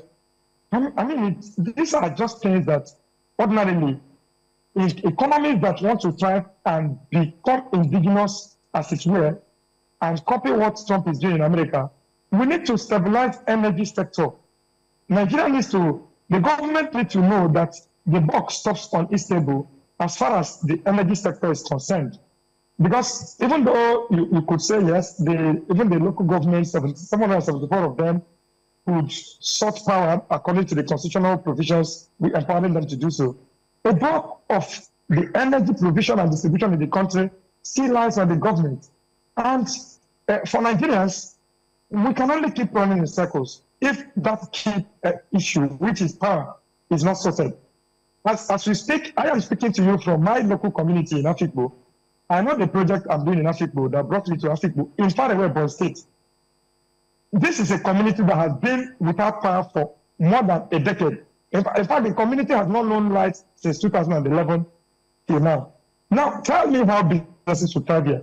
If there was light here, it's obvious I could have had a better background. It's obvious we could have, a lot of small startups here have started and closed. So how do we want to keep telling Nigerians, have faith in yourself, when the government that is holding the lamb and the knife is holding it so closely without knowing what to do with it, which is cut it, equitably distribute it, monitor it, and make sure that everybody gets his own portion of the slide, and then as you're talking get to work about with it until we sort out. As you're talking about power and electricity, I really want to add here, because we're pressed for time, about the tech angle of this Nigeria First policy, which is the talks of building Nigeria's local cloud infrastructure. Is this realistic, giving him what is at stake if we fail to localize our digital economy, giving electricity now being power and energy being at the forefront of this discussion? Very quickly. I tell you what. Mr. Charles first, and then yourself, just so you can round up, please. Sorry. All the actions going on around the tech sector, like building the clouds, these things are good. I see what young people are doing in Tinubu over the weekend, over the past couple of days, and I'm impressed. Other people, this is the way to go, actually. But I am also being very curiously, very curiously optimistic or pessimistic about it. Because if you don't sort out the key sector, which is power, you are almost not going to have something that will be stable. You're just going to get us to excite ourselves. At the end of the day, people get into startups. I know a lot of, I read a book, and it was talking about startups in Israel, and how, the book is called Startup Nation. With the energy I derived from that book, I went started a newspaper immediately. And that newspaper is not thriving today, simply because the economic indices, the overtaxations, the issues of power, even to get a print paper, a paper print, that's a newsprint that can, get to the newsstands and be reasonably read, not the paper bond. I'm talking about the proper newsprint of newspapers. It is out of reach of Nigeria. People buy it from China, from India, at outrageous cost. Right. So if you are a publisher and you don't have such resources, you cannot buy it, you cannot print it. So are we going to be also be producing those ones in the country? So what I am recommending is that the government should start from where it can, which is fixed power. If we can fix the power sector, we are good to go. All right, Charles. Quickly, let's take the opinion of Mr. Femi Dagunro on this. Yeah. Well, I tell you what, most of the internet service providers you have, they don't depend on whether you call it disco or whatever you call it. They provide their own electricity to power all these things. And like I said, all over the world, there's always a backup for all this. You can't be a service provider in the industry and you are depending on government electricity. It can happen even as we speak right now. But the point I'm trying to say is this. We have to be pragmatic. The entertainment industry, nobody wrote any policy for them. They wrote their own policies. So if the government does not come with a policy that suits you and you belong to an industry, write your own policy, come up with your own idea and develop it. Today we're talking about Nollywood and all that. Who wrote the policies for them? So if they come up with their own policies and they do well, the government will recognize them. They have no option than to recognize them. You are talking about some of all these people, they don't have policy for the fintech, but when the fintech industry came up, policies started coming up. People started coming to develop policies and all that. So taxation, yes, there's a tax reform policy coming up. You see, it's just unfortunate that we want everything done overnight. This is not an issue of yesterday or 2 years ago. But, I just want to say that this government is trying to do a couple of things right. But maybe they have to be strategic in their communication, making the citizens understand where they are, what they are doing, how far they've gone, rather than just to be fighting political issues of one, Senate leader and whatever. The government wants to know what they are doing. I think that is the disservice they are doing to this government. This government, in my own honest opinion, they are doing a lot, but this lot is not known and it's not being seen as being done. You see, if you are in Lagos, even here, you discover that Band A has improved. The cost as well has gone up. So a lot of things have to change. We can't continue to have these yesterday, day before yesterday. Let's not continue to have this comparison. Yeah. Let's design our own policies as citizens. Let's design our own policies as local government, as people on the street, as people in our homes. And then we begin to look at it. Look at today's people are having solar energy. What government is giving them this Mr. subsidy? They are developing their own solar powers and they are powering their energy. So it is not just about government. Yes, government has to do its bit, but this government is stretched. This government as well has paid some money. We are not owing IMF again. So these are the things that, it's not going to take 2 years, 4 years. We have a long time to go, and we just have to, whether we like it or not, we have to bear the brunt for a while. Mr. Joe Femi Dagoro, don't you think it's unfair to tell Nigerians that it's somewhat unfair on the government when, everything is biting on each angle? Whether in the last 1 year or 2 years, or let's say a year and a half, the price of living has improved. It has increased exponentially, and insecurity is at the door, at the front door of some Nigerians across, far-to-reach locations, and they're always on survival mode. And every other day when they wake up on the headlines, it's either the price of increase for tariff for their electricity, or tariff for their mobile telecommunication, or the price of rice and gari. And so it's not just the end user. It starts with the manufacturing. When the manufacturing is paying extra hard for whether it's diesel, fuel, or power, it will trickle down to the final consumer, and they have to bear the brunt. Don't you think it's unfair to say that they have to wait? Let me tell you, what else can we do? Just answer the question. What else can we do? What I'm saying, I'm not blaming the citizens. The citizens have the right. It is government's right to make sure the citizens are happy. That is, government must do that. That the citizens of each country, the citizens of Nigeria must be made to be happy. That is what they have to do.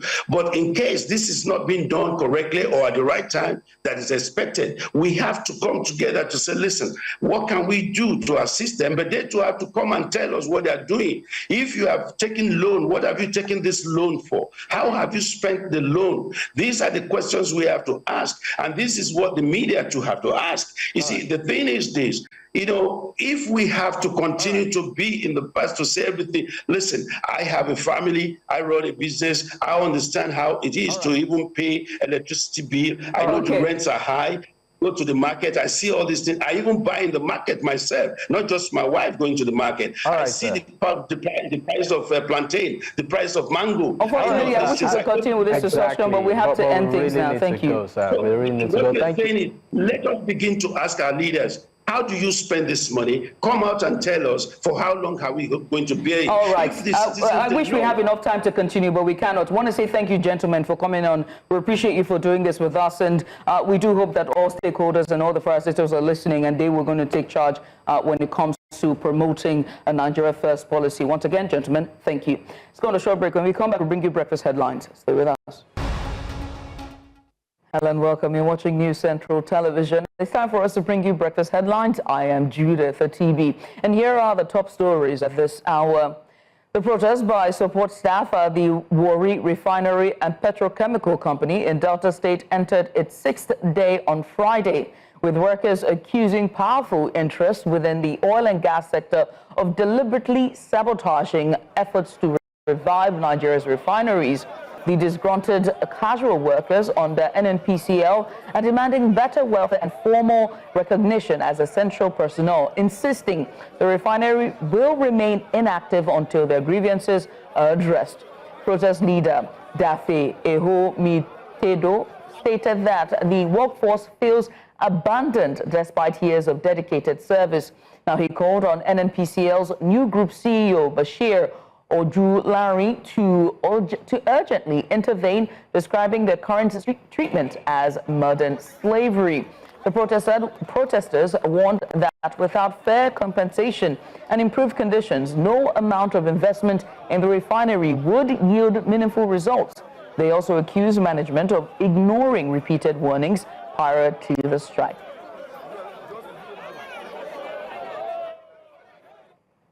The national chairman of the All Progressives Congress, Abdullahi Ganduje, says all 3 PDP senators from Kebbi State are set to defect to the APC.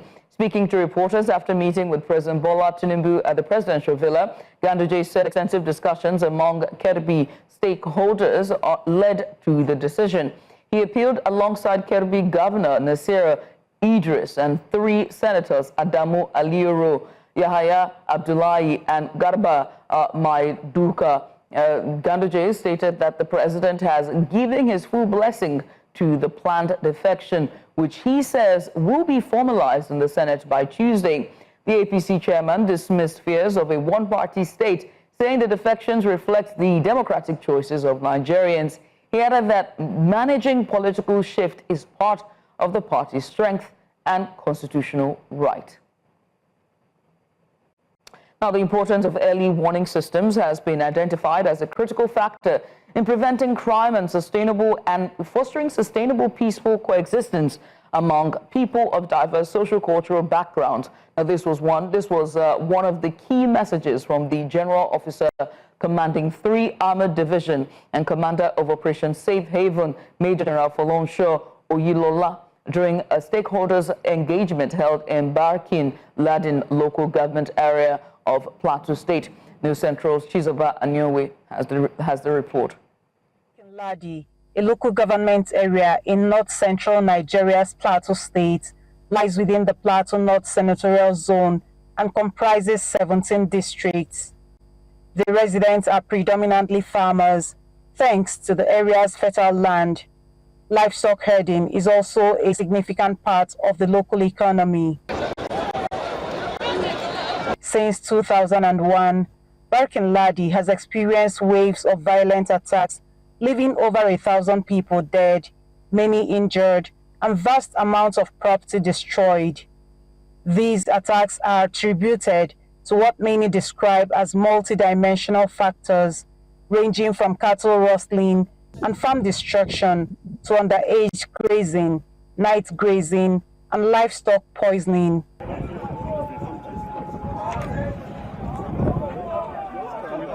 These persistent security concerns prompted the latest stakeholders meeting convened by Major General Folonsho Oyilola, the General Officer commanding 3 Division and Commander Operation Safe Haven. He urged residents to refrain from activities that could threaten the fragile peace in Barkin Ladi local government area. There is a growing unease about the influx of large number of cattle into farming communities. While the movement of livestock in Barkin Ladi and indeed Plateau states is not unusual, the scale and timings of this influx raises legitimate security concerns. Unfortunately, this development has already resulted in adverse outcomes, including farm destructions, isolated attacks, and attacks on livestock. In response, community stakeholders weighed in, especially addressing misunderstandings regarding the GOC's comments on the influx of large-scale cattle movements into the area. The message that the GOC brought was very clear. The message that he brought in is, as the season is coming for farming, let us keep watch over our cattle and let farmers farm. Based on what he said we're going to form a committee between the herders and the farmers so that if there is anything, we should tackle it in the way that it will not resolve to crisis. If we are bringing peace, we will not look at all those things that we are back. We will look at how to prevent them from occurring. Now, with the message of the GOC at this stakeholders engagement and the different opinions of these participants here, it is expected that the relative peace here in Barkin Ladi local government area of Plateau State will be sustained even as the farming season is approaching. In Barkin Ladi local government area of Plateau State, for News Central, Chizoba Anyowe. That's all we can take at this hour. Join us at 12 noon for the full bulletin. It's back to Breakfast Extra. I am Judith Atibi. Stay with us. You're still watching Breakfast Extra, and this time it's the extra special. Today, we turn the spotlight on a simmering crisis playing across Nigeria's mineral-rich regions, a deadly intersection of illegal mining, armed violence, and community displacement. A new report from SBM Intelligence reveals that between January 2019 and April 2025, at least 33 violent incidents linked to illegal mining have resulted in over 218 deaths across multiple states, especially Zamfara, Niger State, and parts of North Central region. Just days ago, 19 persons were reportedly killed during a raid on a gold mining site in Zamfara State, a chilling reminder of how mineral wealth continues to fuel insecurity rather than prosperity. Illegal mining has become a magnet for armed groups and opportunists. It is driving displacement, inflaming ethnic tensions, and creating new front lines in Nigeria's long-running security crisis. But amid these headlines are stories that rarely get told. The people caught in the middle, displaced women, desperate youths, and local miners trying to survive. And so today on our extra special, we ask, what's the real cost of illegal mining in Nigeria? Who profits? Who suffers? And can this tide of violence be turned around? To help us unpack this, we're joined by three guests. We're joined by David Nwaigwe. He's the analyst at SBM Intelligence, whose team tracked incidents of violence tied to illegal mining. He's going to join us during the course of this discussion. Also joining us is Iye Ichavua, the co-founder of the Sensor Empowerment Foundation, which supports women and children displaced by conflict. And of course, very soon, we're going to be joined by Manasseh Moses. He is a local artisanal miner, as well as a psychologist, and he joins us live from Zamfara State. But first, Iye, thank you so much for joining us, and we appreciate you for coming on. Thank you for having me. Thank you for being here.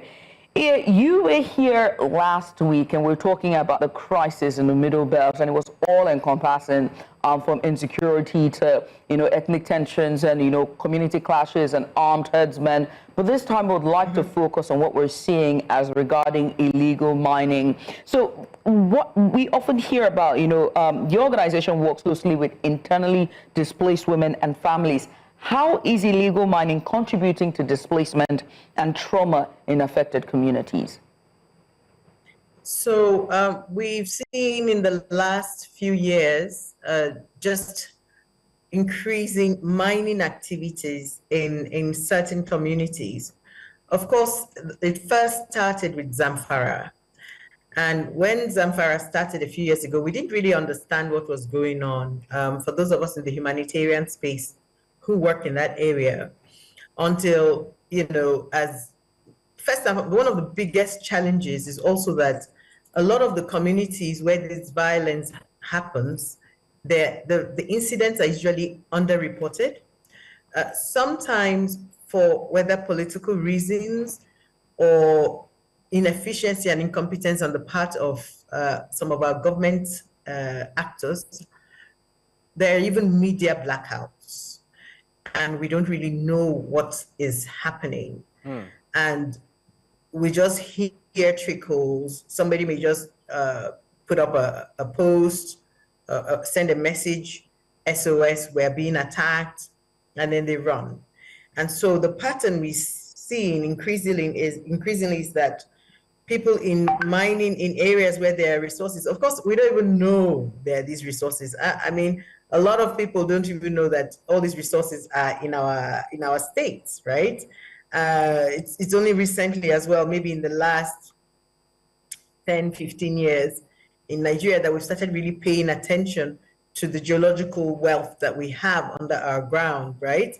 A lot of it was, they would come in and take it through artisanal mining, as you're seeing over here, whether it's with gold, whether it's with lead, whether it is lithium, whether it is barite, whether it is iron ore.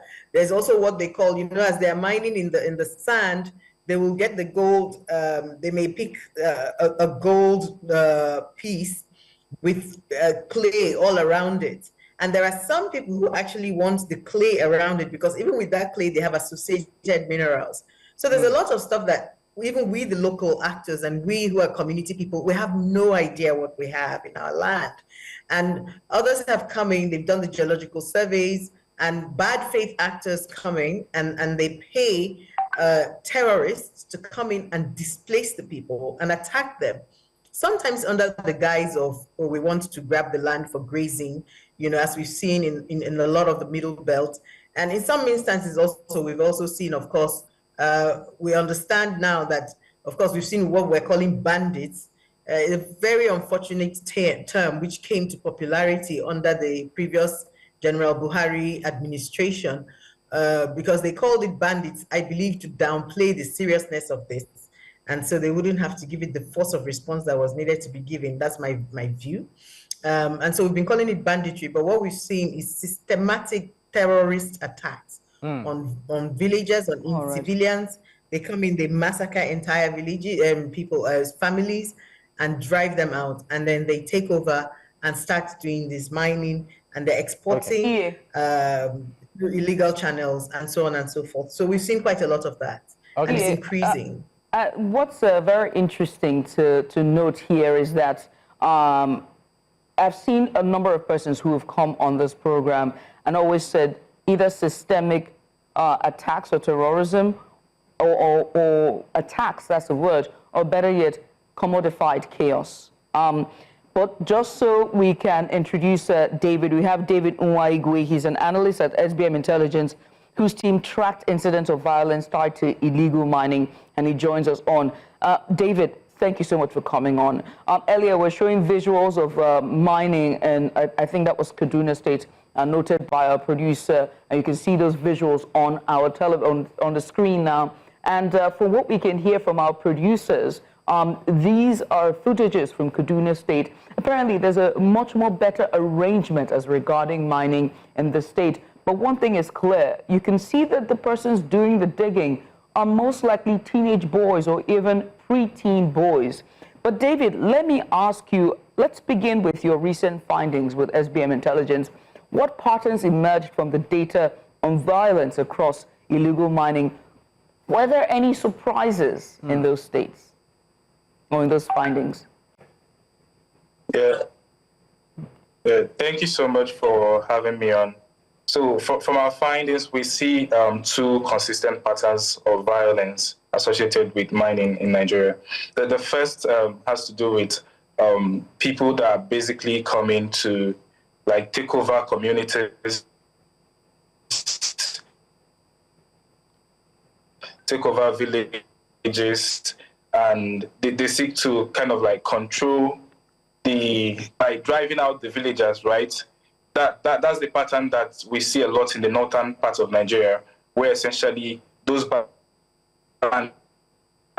the locals who then mine these minerals and precious metals and then supply to them for international smuggling. Another pattern that we see, perhaps not in other parts of the country, especially in the southern part, is kind of like a much more disruptive pattern of violence, right? So those guys, they come in, they dislodge or they attack and they kidnap those organized miners, and then they allow the local miners to come in, and when they mine those precious metals, they use... Seem to be having issues. Or they sell off those precious metals to international smugglers. In the north, you have the bandits. In the south, you have criminal elements. So yes, those are the two patterns that we see. And very worrying patterns as well, Dakbo. Yes, I mean, just staying on you, David, you said that you've discovered two patterns when it comes to these attacks. But let's also look at the community to itself. I mean, there are some alleged reports that some of these communities, are sort of paid so that there'll be the miners, illegal miners, are given some sort of right, of passage. There's some sort of benefit, accrued to some community members. Can you establish that in your findings? Yes, of course. There's a level of benefit. Most of these communities are already in the business of artisanal mining, right? So with the coming of the bandits and the criminal elements, they essentially pay these people to do the mining for them. Then they take those precious metals and minerals. seem to be having issues there with David's connectivity. But let me come to you, Iye, if you don't mind.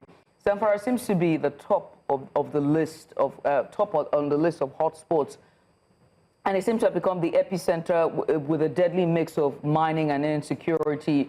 With your organization and looking at the patterns that you have seen and the displacement and violence in this region, will Zamfara also be on the top of the list for your organization as well?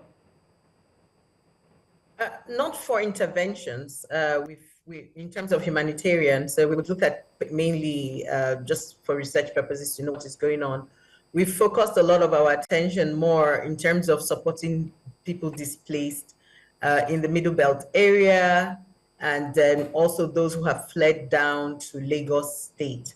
For example, we've not come across people who fled violence in Zamfara because they tend to kind of go more to perhaps Borno, or may go down to Abuja, for example.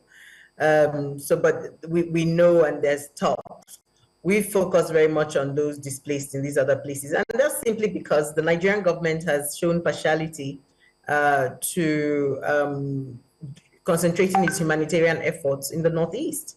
I mean, our previous president, Buhari, had actually made a call to the international organizations that they needed support in the Northeast and the Northwest, and that's where they concentrated.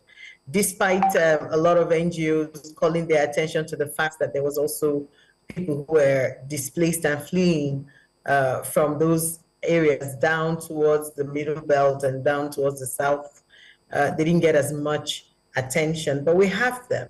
I mean, one less explored aspect and angle is in Lagos State, for example, where we also have some people we work with. We have received reports, and we have actually witnessed it on a Sunday.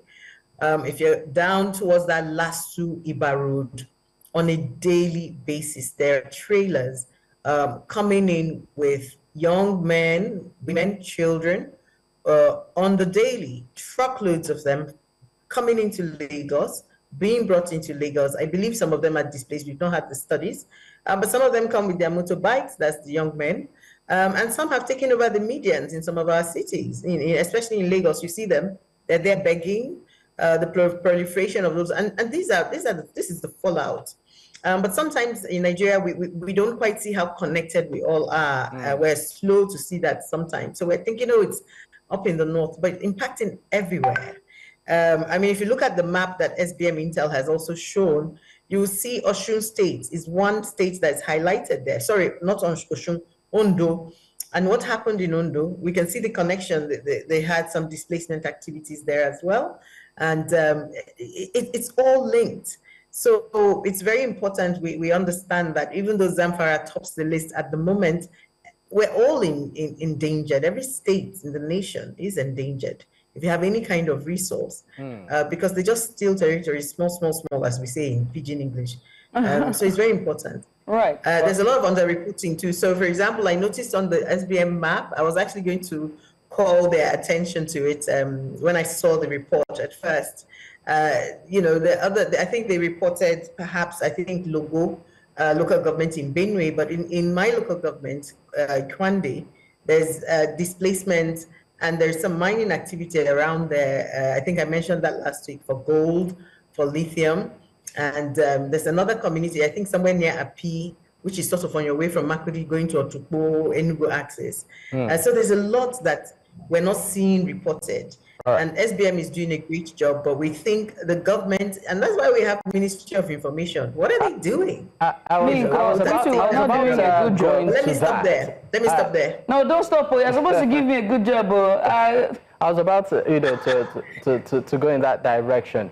I mean, from your observation and what you've seen even on ground, you talked about, for instance, in Lagos, where there's an influx of persons around Lasu Road. Even if you stand, along the Ikorodu Road at night, you might even see some of it to happen.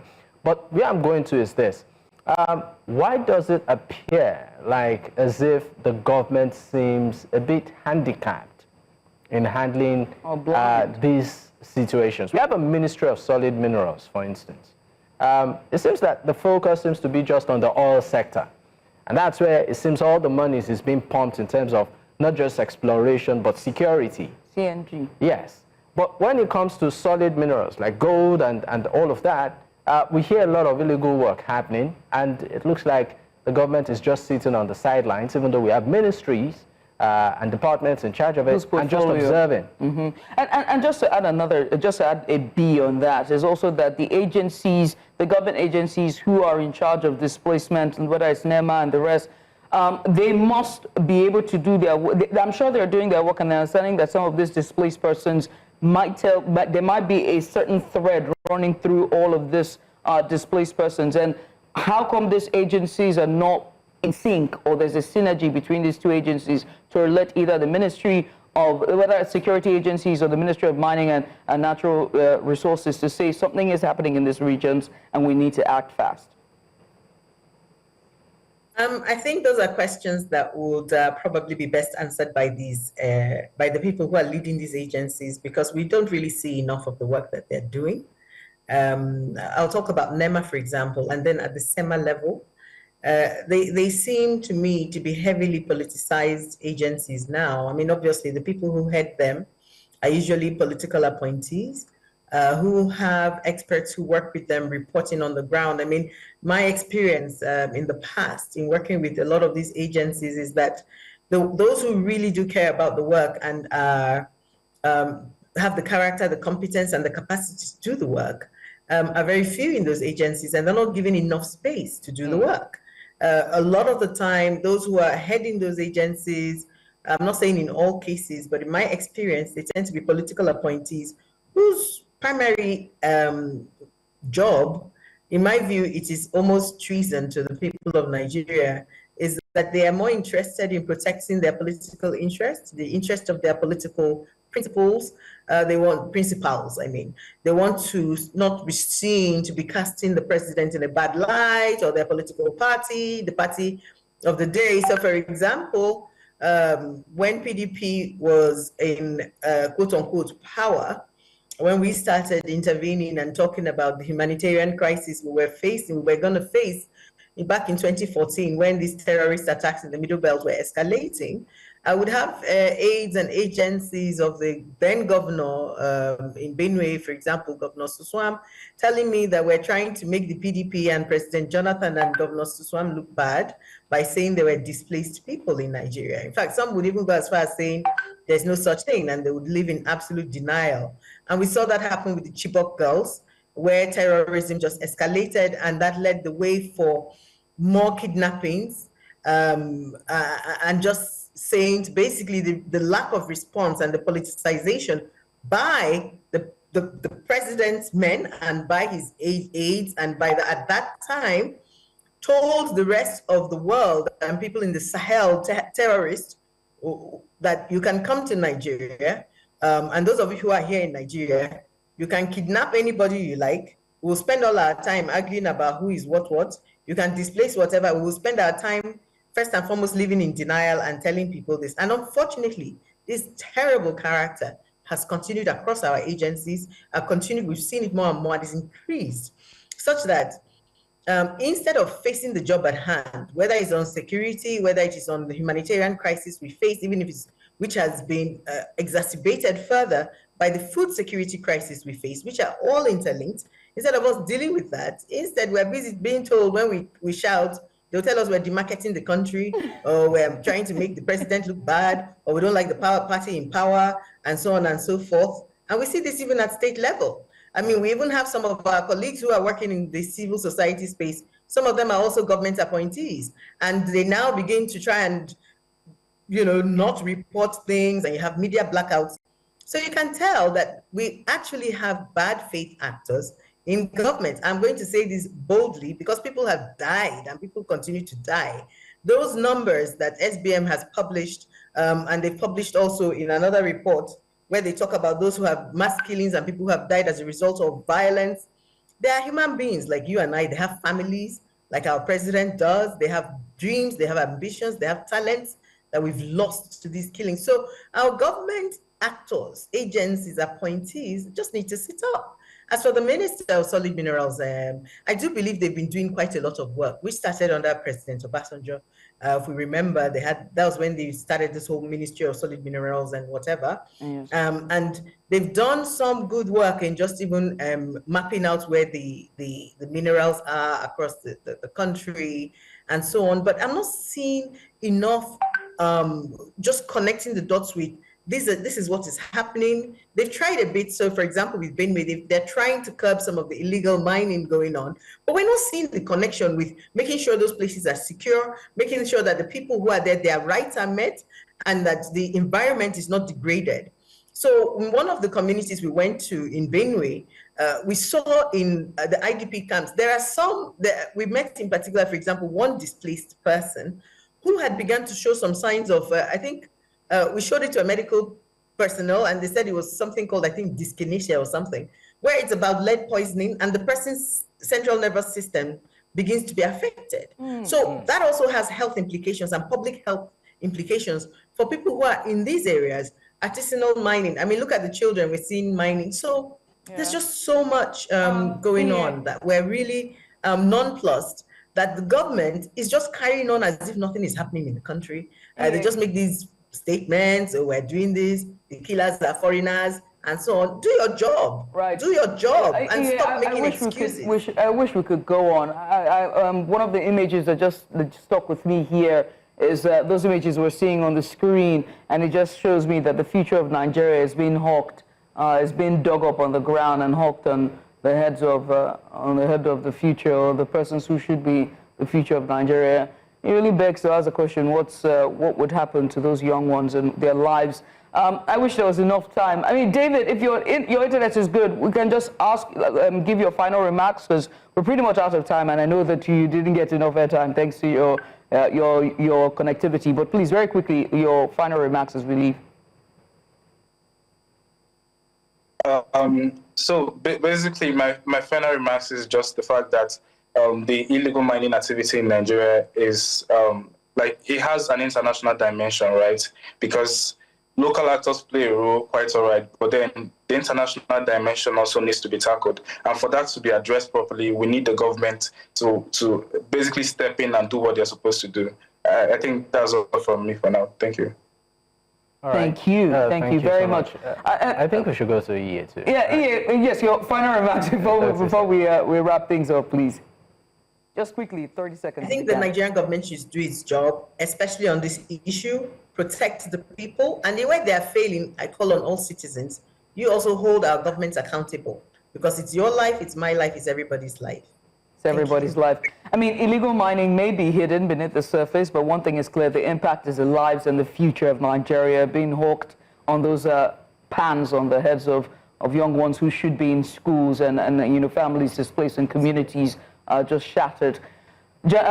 David and EA, thank you so much for coming on. EA, thank you so much for always taking our calls and always willing to come on, whether it's Sunday morning or Saturday morning. We appreciate you. And also a big shout out to our good guys at SBM Intelligence for continually doing the work and going behind the headlines to give us the stats. We appreciate you both for coming on. Thank you. Thank you. Let's go on a short break, shall we? When we return, it's still going to be on insecurity, but this time we head to Zamfara, and our correspondent, Jamil Mabai, will join us after the break. Stay with us. Hey, welcome back. We're still on insecurity, but this time we head to the heart of Nigeria's northwest. A quiet crisis is unfolding there, one not measured only by the number of attacks, but by the lives left behind. Once a vibrant communities in Katsina State, places where families lived, farmed, and thrived, they are now hollowed out by banditry. Villages have now been emptied, homes have crumbled, and schools have closed. In their place, makeshift shelters, trauma, and silence. There are no official IDP camps in Katsina, no proper structures, no real support systems, just displaced Nigerians surviving on the margins, unsure if they will ever return home. Now, special reports, scars of terror inside the lives of victims of banditry. Our correspondent Jamil Mabai journeyed into these forgotten corners of Nigeria to bring us the human stories behind the headlines. Take a look at this excerpt from his powerful report. They came with violence, and they left with everything. Homes reduced to ashes, livelihoods wiped out. Lives shattered in seconds. For the people of Guda community in Kurfi local government of Katsina State, banditry isn't just a headline. It's a daily nightmare that refuses to end. Tunda mu amma mu banna ta mamaki amma babu kamar su. Gaban mu aka kashe shi sannan kuma dama kamin shi amma mu ga wake son ya kirga. Yanzu dai magana da ake a gurguje ba mai wata sana'a wadda za a ci gata takamaiman mutum na neman iyalan shi abinci. Saboda akwai wani lokaci wanda ma an kusa sati ban san inda iyali na suke ba san inda nake ba. Rayuwa ta ni kan hankali na ma bai kwanci kusan ban san abin da nake wani lokaci. Wala ya na wata wani lokacin ban gane lokacin da ake ciki. Saboda abin nan ya tada mana hankali. Once these fields fed families. Now they are graveyards of memories. Farmers too terrified to return. Noma ina noma yayo noma sai dai abin da ba a rasa ba a gurguje ka je ka fara shika an ce gasanan ko kuma kana noma an ce gasanan ka tashi ka ruga in ba masu gonakai ba nan jikin birci to ba wanda ya noma can abin da ya yamma gonakai sai dai yanzu suna nan an sanya musu wuta duk haki na an toye. Their stories are not just a pain, they are warnings. Survivors mute what authorities won't admit. This crisis is spreading from whispers in distant villages to bloodshed on their doorsteps. Armed young men, ruthless and unchecked, turning villages into war zones. Families who once only heard of the violence now live it. Garanti wannan ni duk inda aka ce na barje ba ni musu saboda ga can baya labarin abin ke nesa sai aka waye gari ya mutsu mu akalla an dauka mu san huda tun can baya sa kai 60 da wani abu ka dauka mutane da ke kira kai su kare ne gida nan kona shagura an kona ban ga da zan kuma gari kuma in ce zan ci abinci gari saboda yanayin da ake. 1 year later, the world has moved on, but for the victims of Katsina banditry, time stands still. Their question remains, when will help come? Or will their cries fade into the silence, like the ashes of their forgotten homes? In Katsina, reporting for News Central, I am Jamil Mabai. And that was Jamil Abai who brought in that report. Jamil, he joins us live now. I mean, the victims of banditry in northwest Nigeria may not make the front pages every day, but we'll do our best to amplify their voices here on News Central. And Jamil Abai, of course, when he brought us that report, and he joins us live. Jamil, if you could hear me, good morning to you. Good morning. Good morning. Good morning. Good morning. Jamil, very quickly, because I think we're pretty much out of time. We always a late comer. Shad.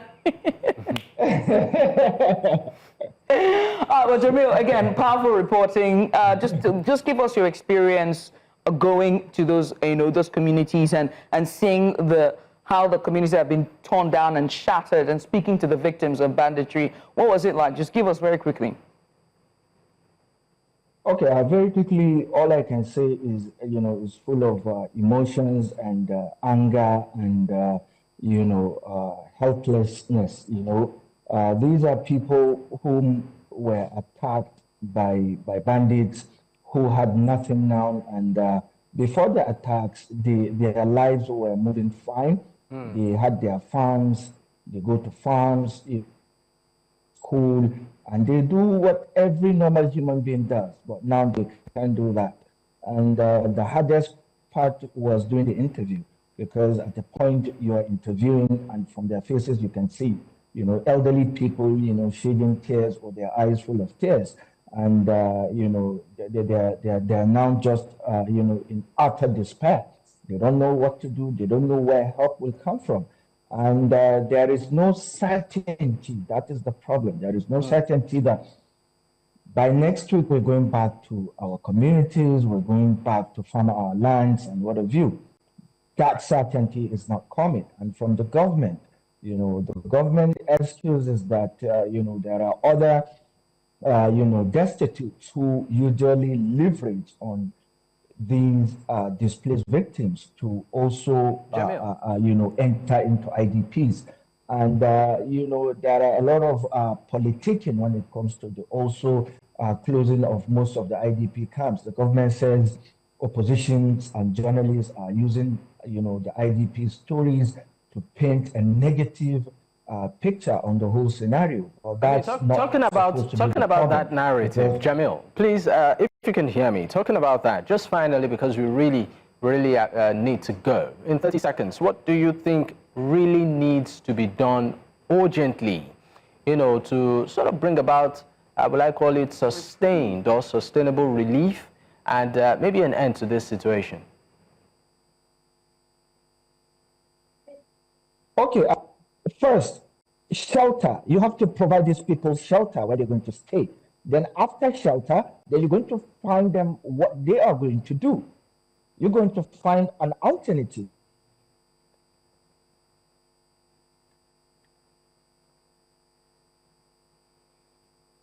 We, of course, are having a bit of connectivity issues there with Jamil, but of course, I was just trying to bring us up to speed as regards what he saw at those regions. We really pray and hope that things get better soonest. These are lives; they are not just numbers. They are human beings with families, with a future, and they must be given that glimpse of hope, irrespective of what region they come from. But I gotta tell you, Dapo, every single time I see visuals of them, my eyes just shoot to the children, preteens, teenagers, seeing that this is their reality. And the thing about it, that an adult, the belief systems and the lives of an adult can only be formed from their childhood experience. And this is the future of Nigeria, and it's scary and it's frightening. And humanitarian aid support, whatever it is, needs to happen now, not tomorrow. Enough of the politicizing. We have to do it now. Now, absolutely now. And that's the beat we can take this morning. That's how we close the curtains. It's been fun, from education to insecurity to Nigeria First policy and everything else that you need to just just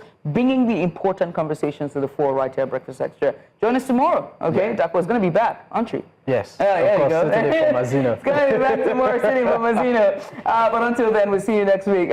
See you tomorrow at 8 a.m. Bright and early. My name is Judith at TV. And I am Dapo Adegboye. I like it when he says his last name. Good night. Goodbye. Bye. Bye for now.